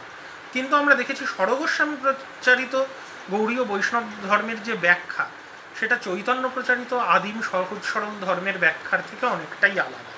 পূর্ব ভারতে কিন্তু চৈতন্য প্রচারিত আদিম সরল ব্যাখ্যায় বৈষ্ণব ধর্ম তখনও টিকে ছিল, যার প্রভাব পড়েছিল বলেই হয়তো কৃষ্ণদাস কবিরাজ ষড়গোস্বামীর শিষ্য হয়েও, সম্ভবত তিনি রঘুনাথ ভট্ট গোস্বামীর শিষ্য এবং রঘুনাথ দাস গোস্বামীর সঙ্গে বহুদিন কাটান। তো এই কারণেই হয়তো বাংলায় এবং পূর্ব ভারতে যেহেতু চৈতন্য প্রচারিত ধর্মের আদিরূপ অনেকটাই টিকে ছিল, সেই জন্যেই হয়তো কৃষ্ণদাস কবিরাজ বাংলার মানুষ হয় এই ষড়গোস্বামীর মতবাদ এবং চৈতন্যের মতবাদকে কাছাকাছি নিয়ে আসতে পেরেছিলেন। কিন্তু বাংলায় কিভাবে এই প্রাচীন ধর্মবিশ্বাস টিকেছিল না, চৈতন্য বাংলা ত্যাগ করে যখন পুরীতে চলে যান তখনও চৈতন্যের দুই ঘনিষ্ঠ সহযোগী এবং অনুগামী তারা কিন্তু বাংলায় চৈতন্য প্রভাবিত বৈষ্ণব ধর্ম প্রচারে গুরুত্বপূর্ণ ভূমিকা পালন করে। তাদের একজন অদ্বৈত আচার্য, বয়সে যিনি চৈতন্যের থেকে অনেক বড় ছিলেন, চৈতন্যের জন্মের সময় সম্ভবত তার 52 বছর বয়স ছিল, কিন্তু অদ্বৈত আচার্যের সঙ্গে চৈতন্যের কিছুটা মতবিরোধ ছিল। অদ্বৈত আচার্য মাধবেন্দ্র পুরী কথিত ধর্ম অনুসারে জ্ঞান এবং ভক্তিকে কাছাকাছি আনতে চাইতেন, একেবারে বৃন্দাবনের ষড়গোস্বামীর মতো করে না হলেও অনেকটা বল্লভাচার্যের মতের অনুসরণ করে, এবং এই বিষয়ে চৈতন্যের সঙ্গে তার বারংবার মতবিরোধ হয়েছে। একদিন ক্রুদ্ধ হয়ে চৈতন্য অদ্বৈতাচার্যকে প্রহার করেছিলেন, এর বিবরণও তার জীবনীতে পাওয়া যায়। চৈতন্য পরবর্তীকালেও নিত্যানন্দের সঙ্গে অদ্বৈত আচার্যর এই বিষয়ে মতভেদ হয়, কিন্তু অদ্বৈত আচার্য জাতিবর্ণ নির্বিশেষে সকলের মধ্যে নাম সংকীর্তন প্রচারে একটা গুরুত্বপূর্ণ ভূমিকা পালন করেছিলেন। অদ্বৈত আচার্যের 2 স্ত্রী ছিলেন, তার কনিষ্ঠা পত্নী সীতা দেবী, তিনিও নারীদের মধ্যে বৈষ্ণব ধর্মকে জনপ্রিয় করে গড়ে তোলায় বিশিষ্ট ভূমিকা পালন করেছিলেন। কিন্তু বাংলায় বৈষ্ণব ধর্ম প্রচারে চৈতন্যের পর যার ভূমিকা সব থেকে গুরুত্বপূর্ণ তার নাম নিত্যানন্দ। নিত্যানন্দ একজন অবধূতপন্থী সন্ন্যাসী ছিলেন, শৈব সন্ন্যাসীদের একটা শাখা অবধূতরা। কিন্তু তিনি প্রকৃতপক্ষে বাংলারই মানুষ ছিলেন। পরে বাংলায় ফিরে এসে তিনি চৈতন্যের সংস্পর্শে আসেন এবং চৈতন্যের অনুগামীতে পরিণত হন। চৈতন্য নিজেকে কখনো দেবতার অবতার হিসাবে তুলে না ধরলেও নিত্যানন্দ ক্ষেত্রবিশেষে নিজেকে বলরামের অবতার হিসাবে তুলে ধরার চেষ্টা করেন। অর্থাৎ চৈতন্য কৃষ্ণের এবং নিত্যানন্দ বলরামের অবতার এরকমভাবে তুলে ধরা হয়। এবং নিত্যানন্দের জীবনযাত্রায় আমরা দেখতে পাই বহু অস্বাভাবিক ঘটনা ঘটে, যাকে দিব্যোন্মাদ ভাব বলা হয়েছে। অর্থাৎ ভক্তির প্রভাবে মানুষের এমন আচরণ যেটা উন্মাদের মতো আচরণ, প্রথাগত সামাজিক আচরণ নয়। নিত্যানন্দের জীবনে এইরকম আচরণ কিন্তু বারবার দেখা যায়। জগাই মাধাই যখন চৈতন্য এবং নিত্যানন্দকে আক্রমণ করেন, প্রধান আঘাতটা নিত্যানন্দই খেয়েছিলেন, যেটা দেখে চৈতন্য প্রথমে অত্যন্ত ক্রুদ্ধও হয়েছিলেন। একই রকমভাবে নিজের জীবনযাত্রায় নিত্যানন্দ এমন অনেক কাজ করেছেন যেগুলোর সামাজিকভাবে মোটেই গ্রহণযোগ্য নয়। নিজেকে তিনি বলরামের অবতার মনে করতেন এবং অনেক সময় বলরামের ভাব হয়েছে এরকম অবস্থায় তিনি মদ্যপান করতে চেয়েছেন বারবার, বা মদ্যপান করেছেন।